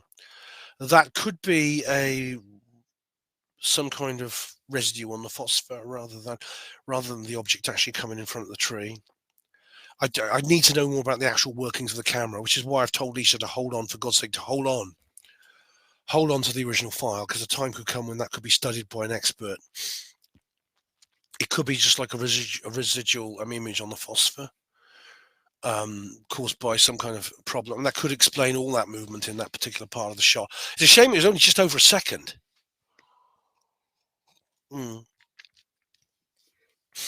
Anyway, but thanks for your comment anyway. And the Visibles, Cole Costello, I believe, but I don't believe this, unfortunately. Glad you got home safely eventually. Thanks, Cole. Yeah, I mean, I believe, and I do believe in UFOs, as you know, and I think there's reason to believe this is a genuine image of a genuine UFO. Obviously, that's not conclusive. There's no way to be conclusive with the amount of evidence that's been provided. But, after talking to the witnesses and investigating the scene, I think we've got reason to think that might be a genuine case. I mean, we may know if the phenomenon comes back. I did get home safe, thanks, eventually. MJS says on the Visibles, hilariously bad, all lens flare. Well, as you know, I don't agree. It's not lens flare. Visibles. Patrick Patel says here, my favourite subject by you is always the UFOs. I love it when you talk about extraterrestrial related stuff. Thanks, Patrick. Much appreciated. Alien invasion this week. Patrick Patel. I love it. I hope you're keeping well, Ben. I am, thanks, Patrick. He leaves a prayer, heart and alien emoji. I am, thanks. Right, we have here Cosmic Twilight on the Visibles. Hi Ben, I also have plenty of footage of this same phenomena on my camcorder, phone and time-lapse videos, and I can confirm that these balls of light are most definitely lens flare. The bright moon is a clear example of producing classic lens flare and is showing up in each of every photos and videos taken, especially in the video footage where the balls of light move in unison with the movement of the camera due to the moonlight or street lamp. Unfortunately to say, when someone is new to the UFO community or have an alternative mindset, people don't think rationally and tend to jump to conclusions that what they are seeing is unusual when it can easily be explained. Lisa could have taken much longer video footage, in my opinion, zoomed into the objects for a better analysis. Enjoy the video, though, and keep your eyes on the skies. Thanks, Cosmic Twilight. I don't agree. The moon, you see the moon's lens flare, but it's a separate phenomenon to the others. There's no matching flare or artifacts that matches real lights in the scene, which is one of the things that makes that piece of footage very interesting in my view. She could have taken much longer footage, and of course she could have, but I think Lisa was caught very much off guard, and indeed I haven't managed to speak to the other witness who was there at the time, but I spoke to someone who knows him, a friend. I'm hoping maybe to get to have a word with him at some point. People are often caught.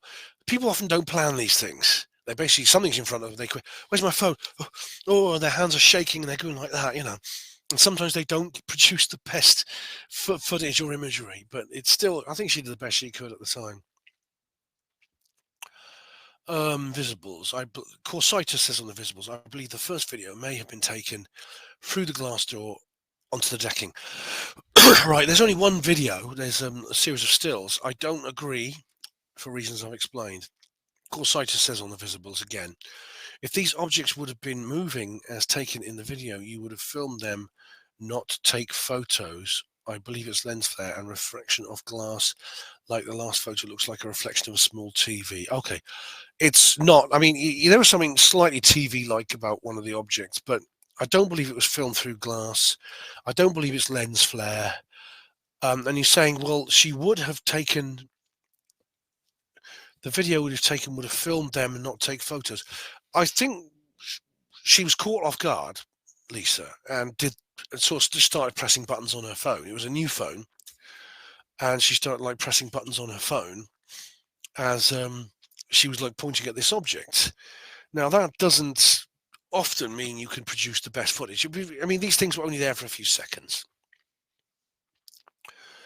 Corsitis says, on your video, off the outside, you can see the glass as well, and it sounds like you're outside too. Well, I'd have to rewatch to see that, but I mean, in my view, for example, on my view, there is a very different acoustic when you're outdoors as indoors. On that day, it was actually quite difficult because it was very windy outside to test, but I don't think, even in that 1 second clip, I think there was a distinct feeling. There's a distinct ambience of an outdoor situation. The witnesses say they were outdoors. I mean, they may be wrong, but in that case, you would have, for example, you would have a distinct acoustic effect of it being indoors. Corsitis says on the Visibles, I think the right-hand green thing with the two men in it you described is a reflection of the outside ball light, and also the Death Star. They look exactly like the outside lamp hanging on the outside of the window.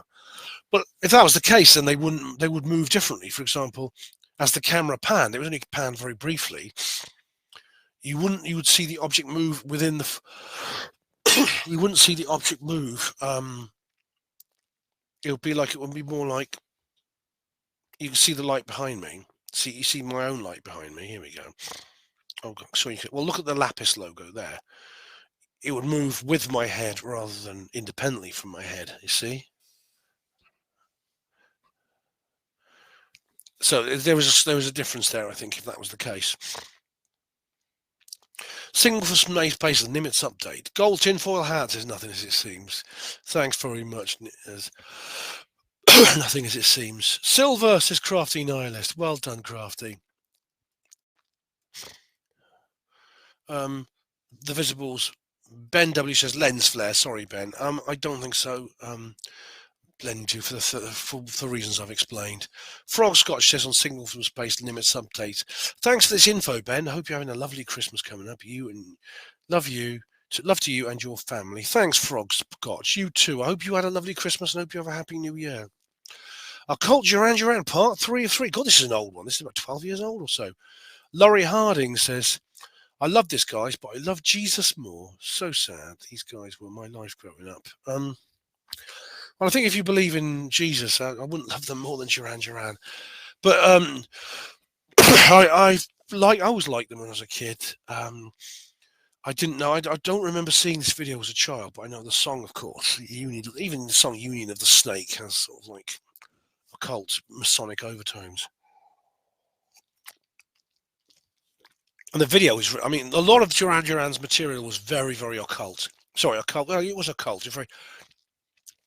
But it was all very abstract. The song lyrics and the video content was very abstract. It's all open to interpretation. Bumbelina, hello Bumbelina. Signal from Space update, Nimitz update. Hi Ben, great stuff as always. Have you heard anything about Emlyn-Jones and how he's getting on with his projects? As the last time I heard from him, he said they'd had a major breakthrough, but I haven't heard anything there yet. A Merry Christmas to you. You too, Bumbelina. Emlyn-Jones, I haven't actually. Miles is the person who usually knows what's going on with Eamon, and I haven't actually heard of that, no. YouTube 104, reply to comments, right. Right, the lights were low. Hi, Lights, how you doing, mate? Okay, I met Lights are low.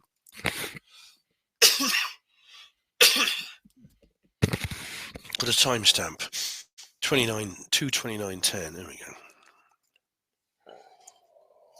I Fooled the World gravy train. Unlike the alien interview, getting mixed up. Unlike the Ray Santilli alien autopsy film, the alien interview is mute. Okay, this is about the alien interview. I know what you're talking about here.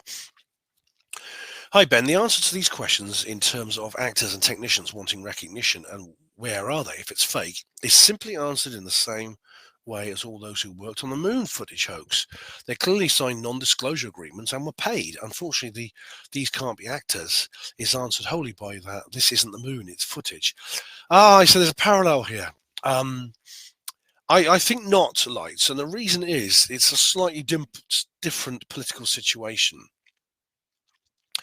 I don't think the actors and technicians and other people who worked on the alien interview, should it be a hoax, which I don't think it is, have quite as much to lose as the Douglas Trumbull or Stanley Kubrick, whoever worked on the moon footage. I think the consequences of revealing the moon hoax thing are far more serious, almost, I hardly have to spell it out, do I, than Rocket Pictures, the sort of like second-rate movie studio, things like that, and then admitting they were fake. I mean, sure, they were paid and they may have signed non-disclosure agreements, but I don't think there's much that Rocket Pictures could do in court after, nearly 30 years that would actually harm these people that were involved in the same way that, if there's anyone left alive who took part in the moon hoax thing, which it probably is, there probably are, they will be experiencing slightly more pressure, and the consequences of any kind of revelation are probably a lot more severe. So that's why I think is the difference. Right, Signal from Space updates. Great video. Thanks, Patrick Patel. Same video, Bernie Tucker. I love your videos. You are the best. Keep up the good work. Thanks, Bernie. You're welcome, Bernie, and thank you for watching. Sorry I've been away for so long. It's my illness. And we have Signal from Space Nimitz updates. Excuse me. Tor Engen. Oops. Tor Engen says I can read is as I can. Oh, hang on. Let me just put the timestamp in. As I can read is that James Webb Space Telescope is only visual light telescope, not a radio telescope. Just to mention, you do not code on a website. It's just scripting. Any coder will laugh at this comment. All right, so Tor Engen, I bet you're one of these people who watches movies over and over again with a notebook and pencil, trying to spot all the little continuity errors, aren't you? Tor Engen. Okay. David says, it's not wrong generally to speak about coding in HTML, thus web pages for websites. Tor Engen says here, David, well, for a non-coder, it's coding. For a coder, it's not. If you check the HTML5, it says script, and JS is also script. When I was young, we differed between EDB and ADB. One was electric data management, the latter was administrative data management. Tor Engen, no offense, but have you ever kissed a woman? I mean, not kissing your mum on the cheek. I mean, kissed a woman on the lips who's not a blood relative of yours. Because if you haven't, please do go out and do that. Because believe me, it will change your life forever. And details like this just won't matter. They really won't matter. Anyway, I'm teasing you. Thanks for the comment, mate. Thanks for the comment. All right, we have now UK drone attack live stream. Ethan England. All right. Hello, Ethan. Why have you only got 8.71k subscribers? I used to listen to you on the Kev Baker show. Oh, well, I'm glad you think I deserve more, Ethan. The reason is that YouTube have a nasty habit of unsubscribing people if I get too many. That's the problem. If I manage to get too many subscribers, YouTube tend to knock a few off. It's all part of the shadow banning. So, I mean, it's improved slightly. I used to have just 5,500. Now I've got 8.7. So, but hopefully, if this shadow banning, if I find a way around the shadow banning, I'll get some more. But people often write to me and say, Ben, why have I been unsubscribed from your channel? I says, have you blocked me? I says, no. I said, and this happened a dozen times where people have been unsubscribed from my channel without my permission. Indeed, I have been unsubscribed from channels. I was unsubscribed from Slackser.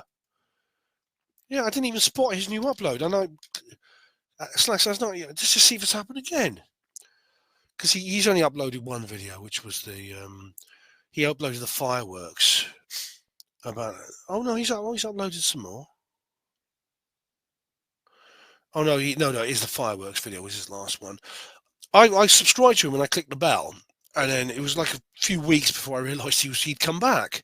I was very relieved, actually, because as you know, I was concerned for his welfare following his long silence and his, admittedly, as he admits himself, mental health problems.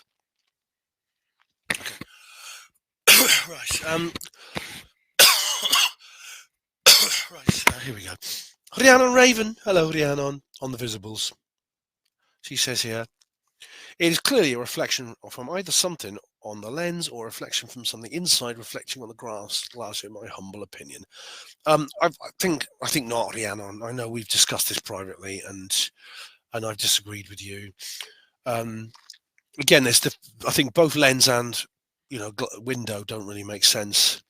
But I admit that it's a tantalizingly small piece of evidence, which is frustrating. But I don't blame the witnesses for that. I mean, people, I say, do as the best they can. It's a shame there is not enough there to be decisive. She continues, I'm hoping I am correct, so I don't have to worry about aliens landing in North Wales. The other thing to consider is that in August there are lots of shooting stars. Sometimes the journey is more important than our destination. Another enjoyable reportage from the wonderful and unique Mr. Emlyn-Jones. Thanks, Rhiannon. You're right about the journey being more important than the destination. That's not just a cheesy line from The Matrix. It's true. But you were right. We did go through a series of shooting stars in August. Are these meteors? You know what? I mean, I don't know enough to tell. I mean, based on their structure, I would say not. I can't rule it out right now. I can't. UK drone attack live stream. Bluebeam says, You know how people start doing this, it's a drone, can you not see it thing on every UFO sighting? And I say, it was 99% all just drones all the time on Discord, myself reading this. The drone crisis is going on now. Yeah, unfortunately, Bluebeam, we now have the signal buried in noise. There was even this idiot on Facebook, on Twitter. Well, it wasn't actually him. He shared it. It was Tupacabra who shared it. I know he's a controversial figure, but he's not that stupid. This guy had actually created a balloon which looked like a UFO and was deliberately going to these areas to fly it. And I thought to myself, you idiot, you stupid. This is making things much worse. Tupa understood this. I mean, Tupa, Tupa, I know he's a bit of a drama king, but still, he wouldn't do anything like this. But it is still going on, apparently. There are still drone sightings happening. Ross Coulthard's done an entire list of things. Right, Bases 2024 Christmas seminars. And here we have Steve Mumbling saying, welcome to Royston Vassie. You'll never leave. Yes. For those of you who are not familiar, Royston Vassie is the setting of a very funny comedy series called League of Gentlemen. I think he's implying that the Bases project was a bit like one of those characters in there. Are you local? Are you local? The crafty Nana said, you said that last time. Leon Raven, this is a local conference for local woo-woo. That's right. Only local people allowed. And Steve Mumbling says to Crafty, and it's just as true this time, isn't it? The only thing more ludicrous than Ben's twaddle is Johnston's twaddle. Oh, really? Are you rating Miles as a worse woo than me, man? I don't know if to see that as a compliment or an insult. The Lights Below says, I was expecting, where am I? You're in the village. Who are you? You are a woo-woo. Yes. Be seeing ya. Steve Mumbling says to Rhiannon, I didn't see the tin foil hat stall. There must have been one. Oh, only the best, man. Have you seen the tin foil hat arrangement? We have like top hats and we have baseball caps. You know, you've got to go crazy. You've got to go crazy in style, mate. And Steve Mumbling says to Lights, you certainly won't be getting information. Oh, you're a Prisoner fan too. David says to spend his isolation, says to Steve, hypothetical question. If our side actually turned out to have been right about UFOs, etc. all along, would you show your face here again and or would you genuinely apologize for years of derision? Yeah, David, that is a very, very good question. And we kind of know the answer. It's up to a point because of the way skeptics have actually treated the post-2017 revelations. I feel a little bit, Simon Holland, I think, may slightly have, Steve might be slightly right about Simon Holland in that he's maneuvered himself up the starting grid a bit. He can see the writing on the wall. I think it all depends on who they are. I mean, I think Neil deGrasse Tyson will be man enough to apologize. Professor Brian Cox will simply disappear. He'll retire. He'll go off to some village in the Isle of Man and we'll never see him again. As for the mumbler, well, he doesn't reply. Because David repeats the question, would you genuinely apologize to our side if we turned out we were correct all along? Good, if I was in that situation, I would.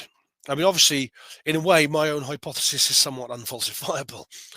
But if someone just gave me omniscience and I could see through every wall and everything, and it turned out that I've been wrong all these years, I think I would admit it. Okay, and we have here the same video, and it's Neil Peel. I was considering going to this, but I was slap bang in the middle of my birthday weekend. Oh, happy birthday, Neil. And Crafty says, happy birthday. Neil says, it was last Friday, got to bed after a few drinks, decided not to get up mega early for the drive there, because I had a 2-hour drive to Devon on Sunday. That's fair enough. Yeah, it's a bit of a trek, says Crafty. Gary Robinson says, happy birthday, mate. Thank you, Gary, says Neil. And Red Snapper says, were you drunk on your birthday, Neil? I bloody well hope so, Red Snapper. Crafty Nally says, woohoo, yes, because Crafty was there. Crafty turned up, we saw her on the Sunday, didn't we? We saw you on the Sunday. You didn't come to the conference, but you guys, we met you at the Sunday. We had a wonderful time. You can see it in the video. John Nolan. Are the drones German, Ben? Oh my goodness me! We once again have the emergence of my inner Michael Shrimpton. Funny enough, ironic, that Shrimpton actually does believe UFOs are German. He believes that what's his name? The UFO's a real guy. He says I forgot his name. He did this thing called what's his bloody name? Donald Kehoe. He says, well, Donald Kehoe's a German agent, and all the UFOs come from that.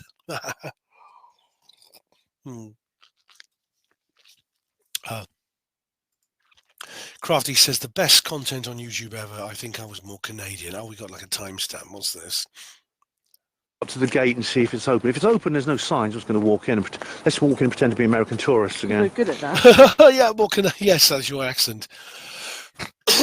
Green Tea says, definitely more northern US, I think. I was cracking up. I can't wait to see your own copy of this, Crafty. I mean, you haven't uploaded it yet, but you did film your own version of this. So I look very much forward to seeing that. Same video we have Zippy Jer. Are you all right? He says, all right. Some popcorn and things like that. Oh, I'm all right, thanks, Zippy Jer. You're Jerry. Are you Jerry? You're Jerry Griffin. Oh, blimey, it's Jerry Griffin. Zippy Jer is Jerry Griffin. Why am I not sub to you? Jerry Griffin's the director of the Lake Train. Yes, here we look. There's little bits of it here. There's little clips of it here. Do watch the Lake Train. It's really cool. There's all kinds of clips from the Lake Train here. But it is a freebie on Vimeo now, I believe. But hey, Jerry, good to see you. Good to see Jerry Griffin, yeah. Seminars, 10601 made me laugh out loud. Says, what's this? And then I just walked out. And as I said, it doesn't seem right to film in there. But it's actually St James's Church. Oh, that was the church, yeah. They made me laugh. That made me laugh out loud. You unintentionally said they said hello to me, and I walked out. Please play the clip, Ben. Right. All right, I'll play it properly so you can see it. Yeah, they did. They said hello, and I just went, oh, hello, and I sat back for a while. And then I just walked out. And as I said, it doesn't seem right to film in there. But it's actually St James's Church here in Devizes. Right, there they go. It's very Alfred Hitchcock, that. Oh, yeah, I haven't put Ashton on. There we go, yeah. I'm glad you enjoyed that, Lights. And Crafty thought I was funny too, yeah. But they were nice. I just walked in there and there was like a happy, clappy kind of music playing. They were playing like Hark the Herald Angels thing and Christmas carols. I just sat there for a couple of minutes and I walked out. I just wanted to go in there and see it. Same video, that's bases and nothing as it seems. Sorry, nothing. How you doing?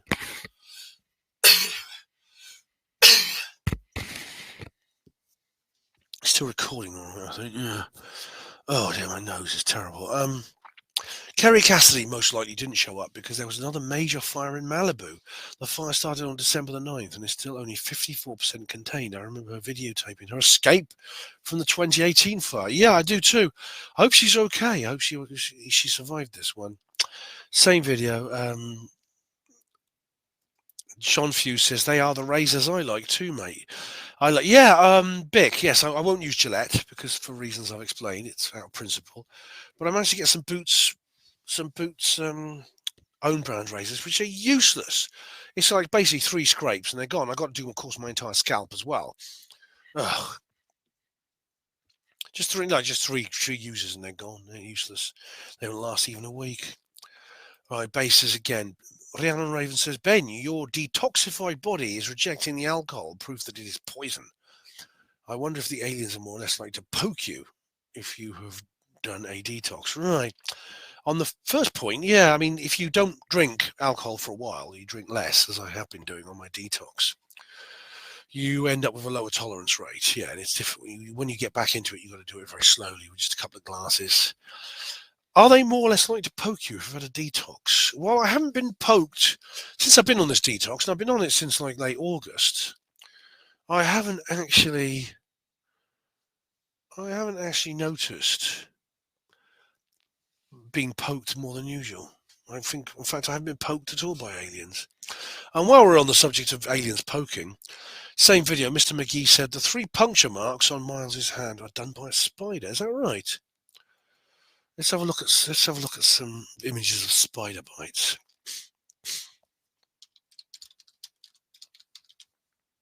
Let's have a look.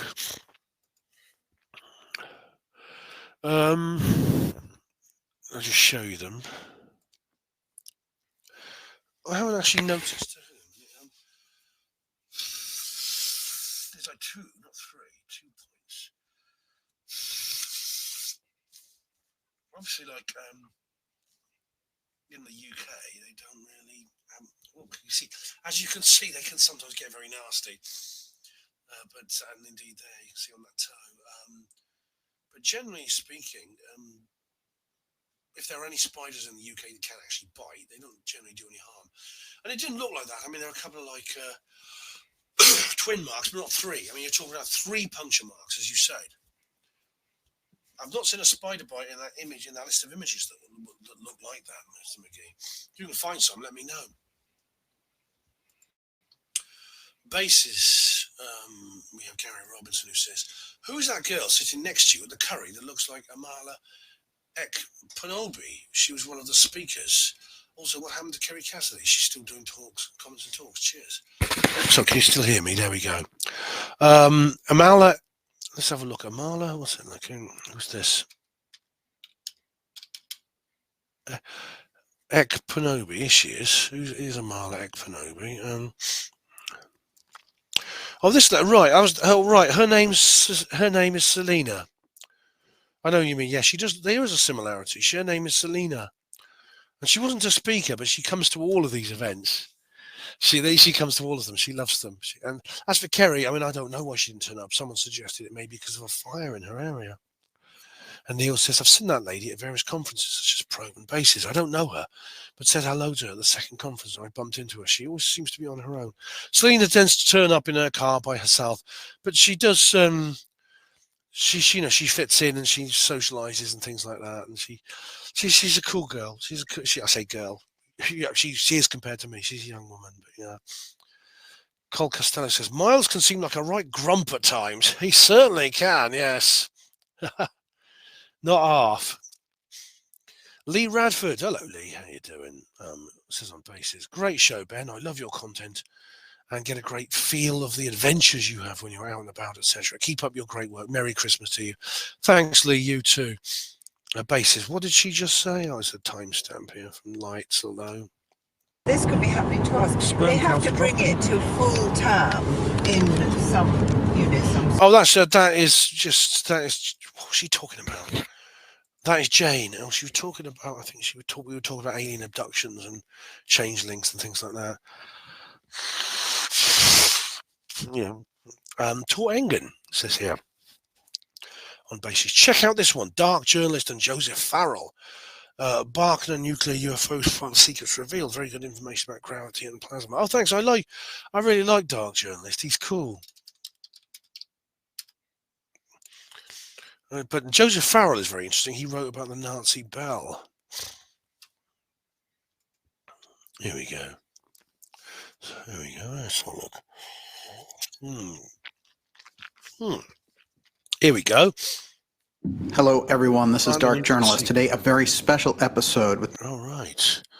The Parkland nuclear UFO files revealed. Thanks. I'll check that out, mate. Thanks very much. All right. And now we have Gary Robinson saying on Conclave Film Review. I've not been able to finish this movie yet. For some reason, I couldn't get into it. I'll give it another go when I have time. I don't take any notice of critics whatsoever. Well done, mate. Critics said that Gladiator 2 was a good movie. I'm shocked at the guy having a go at you. What does it matter to him if you're filming yourself as you walk? I'm not sure if you've ever watched Auditing Britain, but if you have, you'll know that the guy doesn't have a leg to stand on. If you want to, I can stand there and film him. And if he tries to stop you by apprehending you physically, the law's on your side. Thanks, mate. That's true. I know Auditing Britain, yes. EA audits. There's loads of great auditing channels where people do that just to explain to the general public the rights you have on a public street. Now, these boat people, though, I must say, are very entitled. They're like the homeless people. They're incredibly entitled bunch. They sit there in their long hair and their scruffy clothes, and they live on a boat. They think they're so much better than everyone else because, oh man, I've been there, man, and you haven't, man. Fuck them. Anyway, I haven't seen that bloke again since. I don't often walk around that area, but yeah. As for Gladiator 2, I'm avoiding it simply because it's a sequel to a good movie, and good movies tend to make awful sequels. I mean, there are exceptions, but not many. I mean, of course, Empire Strikes Back is the ultimate exception. But I did the right thing, as you said. If he tried anything violent, the law's on my side. I could defend myself, but I was very careful not to escalate the situation by calling him names and stuff like that. So I didn't do a full Charlie Veach on him. Thanks, Gary, for that comment. Conclave film review, and I put in a pinned comment, and I said, I'm surprised how YouTube listened to the people I mentioned and put them on a list below. Didn't know he could do that, but as you'll see, I never mentioned. Or Joan Ellis Taylor. I meant another person with that name. And David said, you mentioned Ellis Taylor, but it was a different one. And the answer is yes. Yeah, funny enough, there's a list underneath the video of all the people I mentioned, but they get it quite wrong because apparently there's someone called Joan Ellis Taylor, a woman I've never heard of. But because I mentioned Ellis Taylor, who, as you know, I do know, and is a very different person, the algorithm thought that was them. Now it feels a bit uncomfortable, actually, to be honest, that they seem to think that they're sort of letting me know how much they're listening to me. Oh, look, my mum used to do that when I was a kid. She used to say things like, "Oh, I noticed you turned the tap on in the bathroom for a long time," and this was just her saying, "I'm watching you. I know what you're doing all the time." Yeah, and this sounds like YouTube are doing that same kind of gaslighting. Conclave film review, David Splendid Isolation says, what the hell was his problem apart from being the standard Karen? Another one at 42:48. For fuck's sake. Yeah, that was that woman. Oh yeah, there was a woman who also said, "Oh, don't film me." And I said, "I'm not filming you. I'm filming myself. I had the camera pointing at myself." And Max City says here, not a good way for a barge boy to sell his craft work by attacking potential customers. Yeah, I noticed this guy's got some kind of local business going. I don't have a problem with that. I think good luck to him. But obviously he didn't take it. He didn't escalate it. If he had, I'd have named and shamed him. And I said, look, this is the kind of bloke you have. As it was, he stayed calm. So I'm glad. But if anything, I've given him some free publicity, and he should be saying thank you. And now we have a thread, which I do reply to on Conclave. Have you watched the traditional and obligatory Silent Night for this Christmas? Watched it again with my better half last week. You kind of noticed something new upon each viewing, and I said, yes, it's essential seasonal viewing, watching it now. And I actually said I spotted some new things. For example, the Extinction Rebellion posters on the wall of Art's bedroom, the way the characters move around in the dinner placement cards. I did. Now, I should point out that I thought that wasn't Art's bedroom because a child his age would make it more brightly coloured and more decorated. But he is staying there. I mean, if you remember, it's explained at one point that this is actually the mother's house. This is Nell's mum's house, who appears on the Skype call. Trudy Styler's character. But Art is clearly just staying in that room, but he's added some Extinction Rebellion posters, which I didn't spot before. And David says, oh, brilliant, hadn't seen them. Yeah. The Visibles. Red Snapper says, Joshua Tree, good album. Do you remember the 2014 Songs of Innocence, which automatically loaded to your iTunes? It was described as digital dystopian junk mail to Apple Music's 500 million users. I've never had an iPod. I do have iTunes, but I didn't have it back then. But Joshua Tree, yes, it was a great album before U2 went stupid. Yeah. Visible said, RFC land, lol. We had an exchange about that on Twitter. Yeah, we did, although I can't remember it all. I can't remember every word of it, Red Snapper, but we did. And Red Snapper says, holy cow, £100 ticket. £101 something it was, yeah. That's what it costed for a single from Chester to Oxford. Bleed now. I've actually applied to get a refund because of the lateness of it all, and I'm waiting for them to get back to me. It could take a while because apparently they've got a bit of a backlog, but they are contacting me, and they said they're going to do what they can to get back to me. Hopefully I'll get the money back on the ticket because they were 5 hours late. Invisible said, not bad, a taxi back, expensive for the rounds. Yeah, as long as they're paying, I don't care. But yeah, when you consider, especially if they refund me my ticket, their mess up has not been very lucrative for the railway network, I must say. But then it's their own fault. The wind blows a bit and suddenly all the trains have to stop. I mean, other countries don't have that problem. Catherine Sawley says on basis, this is great. Thanks, Ben. You're welcome, Catherine. I'm glad you enjoyed it.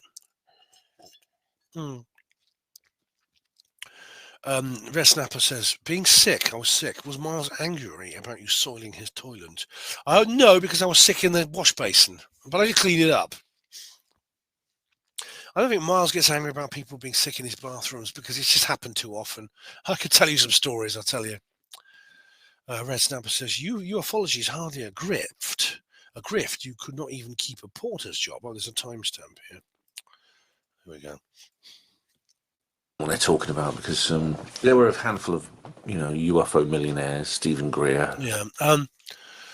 Well, yeah. I mean, there are simpler and easier ways, as I explained in the video, for making massive amounts of money. Definitely. Yeah. Right here we have Red Snapper with the timestamp. Oh, it's a Christmas Yoda. Baby Yoda. Oh yes, that's Colin. Oh. Christmas Yoda. Does Colin do a good Christmas jumper? Well, he certainly did this time, Red Snapper. And here we have a timestamp here. Nice, we've been here before. It's very, very nice. All right, yes, that's all right. He says here, I noted 2 women of colour at the table. It's great to see ufology finally embracing diversity. It's one of the last communities that is male, pale, and stale. Oh dear, you are winding me up, Red Snapper. You're winding me up. Oh, I'm sure you are. Honestly, Red Snapper, I don't believe that you are some Labour Party conference organising, anti-white, anti-male lovey. So I'm going to choose to accept your comment as sarcastic. Gavin says on Conclave Film Review, a unisex person running a progressive organisation. Oh, God, that was unbelievable, man. Well, firstly, he's not unisex. I mean, he didn't even, the guy, the new Pope, he didn't even know he had these things inside him until he'd had an operation. So outwardly, he was a perfectly normal man until he found out he had these female organs inside him, which can happen. Weird things like that can happen to people. Oh, that was so funny. It really was. Bases, and then we have another timestamp here from Red Snapper. The Messiah, the real Messiah, not a naughty boy. All right. Those VHS tapes. Does Miles have a tape player? He does. He even has an old reel-to-reel player. In fact, I don't know if you remember, but he actually managed to track down a really old episode from the 60s of World in Action talking about UFOs, and he converted it to MP4 and uploaded it on his channel. Yeah, it's amazing. That was a real classic. That's probably the only copy in that survived of that particular episode. Yeah, he has everything like that, Miles. And then we have another timestamp from Red Snapper. See, she says that's based on the film The Day After Tomorrow, which is. What's your opinion of the grand solar minimum? It's real. Basically, it happens. It's part of the way our world works. Yeah. So, yeah. I think we could be looking at radical climate change in the next couple of decades, and it will probably be colder, not warmer, which is because at the moment all our climate change alleviation policies are geared towards a warmer planet, not a colder planet. So we'll have to rethink those things. But I mean, it's going to be a bit difficult for the old greenies to sell that to us. What's Greta going to say? She's going to have to backtrack on an awful lot. Oh, I know this timestamp is. I'm not going to click the timestamp if you don't mind, Red Snapper. But he says here, so weird. Just last night in the pub, someone brought up the legend of the Moonrakers. Weirdly, I am a Moonraker and I've not heard of it. Really, Red Snapper, you're from Wiltshire. Oh, right. Yes, it's quite an interesting piece of Wiltshire history. And as you said, to this day, Wiltshire residents are known colloquially as Moonrakers. Red Snapper says, return to Rudlow Manor. Hurrah, last time you just walked in and then got a privacy complaint. I know. Oh. There's a timestamp here, which I don't need to click because it is the thing from Rudlow Manor. Yeah, I did indeed. I managed to walk in there and walk around. There's no one there except there's no one there, just a few builders. But I got a privacy violation complaint. Tor Engen says, "Oh right, new video with Rin Michaelis, 14. This was my most recent one. Disney villains. Did you know that Pocahontas has family connections to the bird family? The one that attended the Operation High Jump in Antarctica, and one that owned the Texas bookstore depository where Oswald shot, quote unquote, JFK. No, I didn't know that, Tor Engen. I think she did have children, but her life when she got to England, she was a bit of a recluse. I imagine life in England was quite a bit of a shock after her background. She did marry the old John Smith, though, when they had babies, I think. Bay says, nice one. Ralph Winter says, nice one, Ben. Wonderful vid. Thank you very much. And here I have Patricia Logan said here on the Beast of Lye Valley. I put a text comment to her here. The Lye Valley is very creepy at night, especially when you're walking through there alone. I've heard many strange sounds down there over the years. I also heard that 2 policemen also encountered an 8-foot dogman-like creature down there back in the early 1980s. And I asked Patricia if she had any more information. Now, the policeman and the dogmen incident might actually have been, she may be confusing Lye Valley with another incident described by Deborah Hatswell on her own channel. But if it did happen in Oxford, I'd like to know more. Rin Michaelis, Disney villains, right? You got to time me. She says, I thought everything on the Apollo, but couldn't escape. I thought everything on the Apollo, but couldn't escape this irresistible grasp. Right? We got like a link. What's this? Pink Floyd. All right. Right, got now. Oh, learning to fly. Right.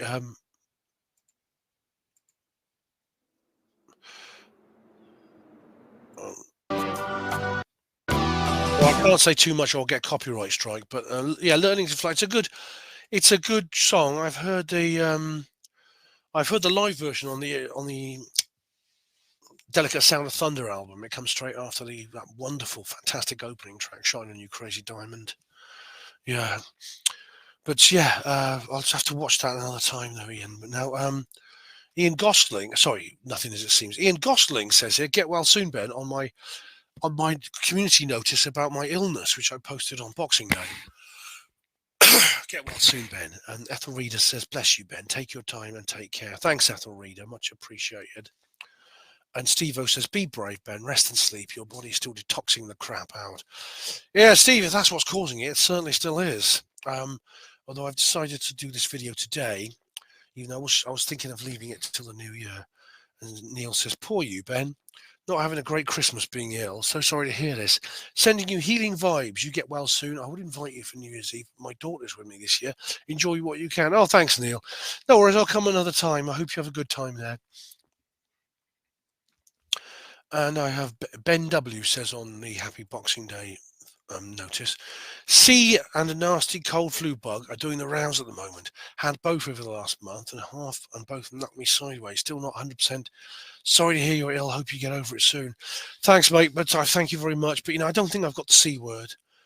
It's different symptoms. I think it's more like a cold or flu. And BDX says just flu. And Ben says, what was? And Ben says, I tell you, mate, I'd rather not get into a debate about the C word, but I really have had a hard time believing it ever existed. In 2021 to 22, it still had not been isolated and identified, but some folks seem to believe they had it back then. If you reply with what you believe, leave it at that, no worries, sorry to bother you. All right, I think BDX is addressing Ben. And Ben says here, not getting into the debate, but I'm amazed you can diagnose me with the power of YouTube comments section. Well, people do that for me. They diagnose my mental health based on that, Ben. Surely by replying to my comment, you are asking for a reply of some sort of conversation. I couldn't care less what you believe or disbelieve. I know what I know about my situation back then. What's 21, 22 got to do with anything? I posted my comment, absolutely nothing. All right. Fair enough. You guys can thrash this out if you want. I do believe the C word exists as a condition. I've had it like twice. There are unique symptoms which I don't get with flu and colds, which are not present in my current condition. But, when I say that, and I brought this up at Truth Seekers Northeast, and someone said, Ben, you're discrediting yourself by saying that it exists. But I don't think I am. I don't believe that anything, if it exists, and I think it does, nothing the government did in response to it is justified, even if it existed. The response to the C word is just wrong. It's just plain wrong, whether it was a virus or not. Same comment. Gavin says, "Get well soon, mate. Buy needle tea if you want." All right. Lots of people have been suggesting various treatments I could use, and I will. I've tried to do what I can, like Manuka honey. That's the end of an hour. Someone suggested Manuka honey, and I managed to get hold of some because my daughter basically works in a place where this is freely available, and so I managed to get hold of some for a discount price. That's the end of hour number 2 anyway. There's going to be an hour number 3, but it's not going to be very long because we've almost reached the top. Okay, guys, going to go straight on with hour number 3. I'm not going to wait for that to process. I mean, it's only going to be a few minutes long because we literally almost reached the top. Pardon me. Happy Boxing Day notice. Wayne Model Builder says, that shit over the Xmas period, mate, but hopefully you still enjoyed it. But if not, have a good new year. Thanks very much, Wayne. It was bad timing. I don't want to be ill at Christmas, but I still went out. I went to my daughter's boyfriend's house and had a good time. I was very careful to avoid vulnerable people. Probably just while my dad wasn't there because he's like 75. He is a vulnerable person. Same notice. CCG104 says, "Get well soon, Ben. I look forward to your unique insights in 2025. All the best, mate." Thank you very much, CCG. Linda Joy Warbley says, "Hi, Ben. Take good care of yourself. Wishing you a good recovery." Thanks very much, Linda. Much appreciated. Basis 2024 Christmas seminars. Red Snapper says, "Good stream." Well, thank you. It wasn't actually a live stream, but it was a recording, but it was a reportage. But I'm glad you enjoyed that. ASAP Seriously Strange 2024. Red Snapper says, there's a timestamp here. Boy. Oh, that's me with a Diet Coke. Yes. Unusual for you. You tend to drink heavily. That was a Diet Coke. Yes. Well, I don't drink. I mean, I don't drink too heavily. I think by hospital portering standards, I'm virtually teetotal. I like a drink, like a lot of guys do, but I'm on a detox at the moment, so I'm not. Well, I'll have a drink tomorrow because it's New Year's Eve, but until the 20th of January, I'm basically not drinking at all, except socially. But yeah, it was a Diet Coke. Yes, I did have a proper drink later, and here we have 26:52, another timestamp on the same video by Red Snapper. The pub I was in, which I thought was a Wetherspoons, maybe used to be a Wetherspoons, is actually is really old. It dates back to the year 1002. Yeah, all right, yes. 1002 pub, a bar that's pre-Norman conquest. That's right. There's not many of them around. I mean, the Normans, which were Illuminati occupation, changed everything. I mean, it's an interesting kind of question, which is it's a bit academic and intellectual, but were the Anglo-Saxons pre-Illuminati or not? This is the question. I think there's some reason to believe the Anglo-Saxons were actually pre-Illuminati and not post-Illuminati, in which case they were very similar to like the pre-Roman Britons, Boudica, etc. I mean, they were the same people racially. They spoke a different language, but they adopted a new language and culture, but they were the same people. The Anglo-Saxon invasion never happened. All right, here we go. Red Snapper, same video 10703. Let's have a look. He was an old guy who used to like night fishing, so he'd go up, he'd often spend his... Oh, you're talking about Alfred Bertu, yes. Who was it you mentioned earlier on about aliens eating us? Yes.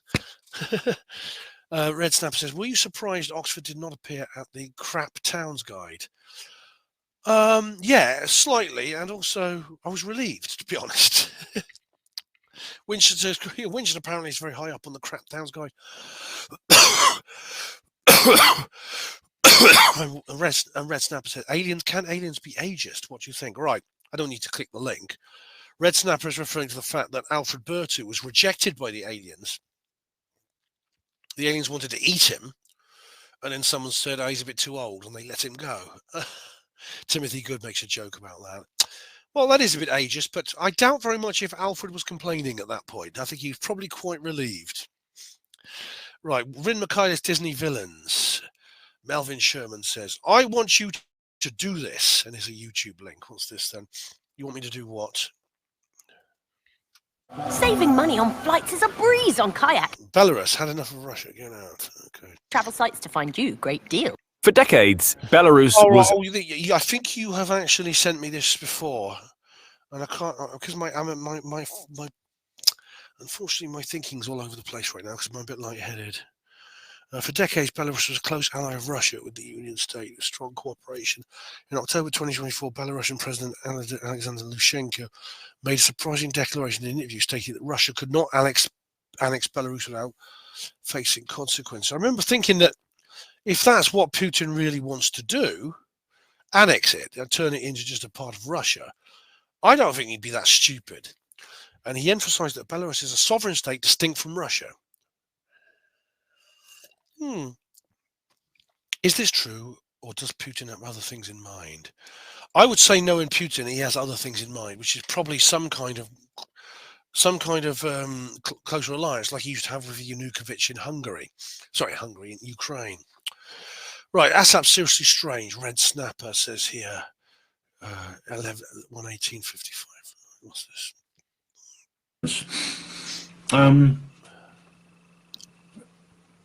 Are ghosts all in the mind, Anne asks. And she talks about evidence from animals that cats stare into space. All right, yeah, okay. Do dogs see more than us? Do you think this is supernatural? I do think that dogs and cats actually are more likely to be able to see paranormal phenomena than humans. Yeah. And Red Snapper says on the same video, 12113. All right, I know what this is about. The white stag is a rare Aryan symbol. That's why they shot it, ushering in a dark era of misery. It was basically a cult. Yes, it was an attempt at occult. It was an occult attack. It was an energetic abuse of the biospirit of the nation. Yeah. That's why they shot the white stag. If you remember that, yeah. Red Snapper says on the same video. I'll just click this. Are you not electric? What's this? Is it a toothbrush? It's my toothbrush. No way! I can't stand those things. Red Snapper, I can't stand those bastards. Those things that go make really weird noises when you got them in your mouth. No, good old-fashioned toothbrushes for me anytime. Same video. Red Snapper says, hate to say it, Ben, but this was not your usual vlog. In fact, it was seriously strange. It was indeed. Seeing as the event was called Seriously Strange, Red Snapper, I would bloody well hope so.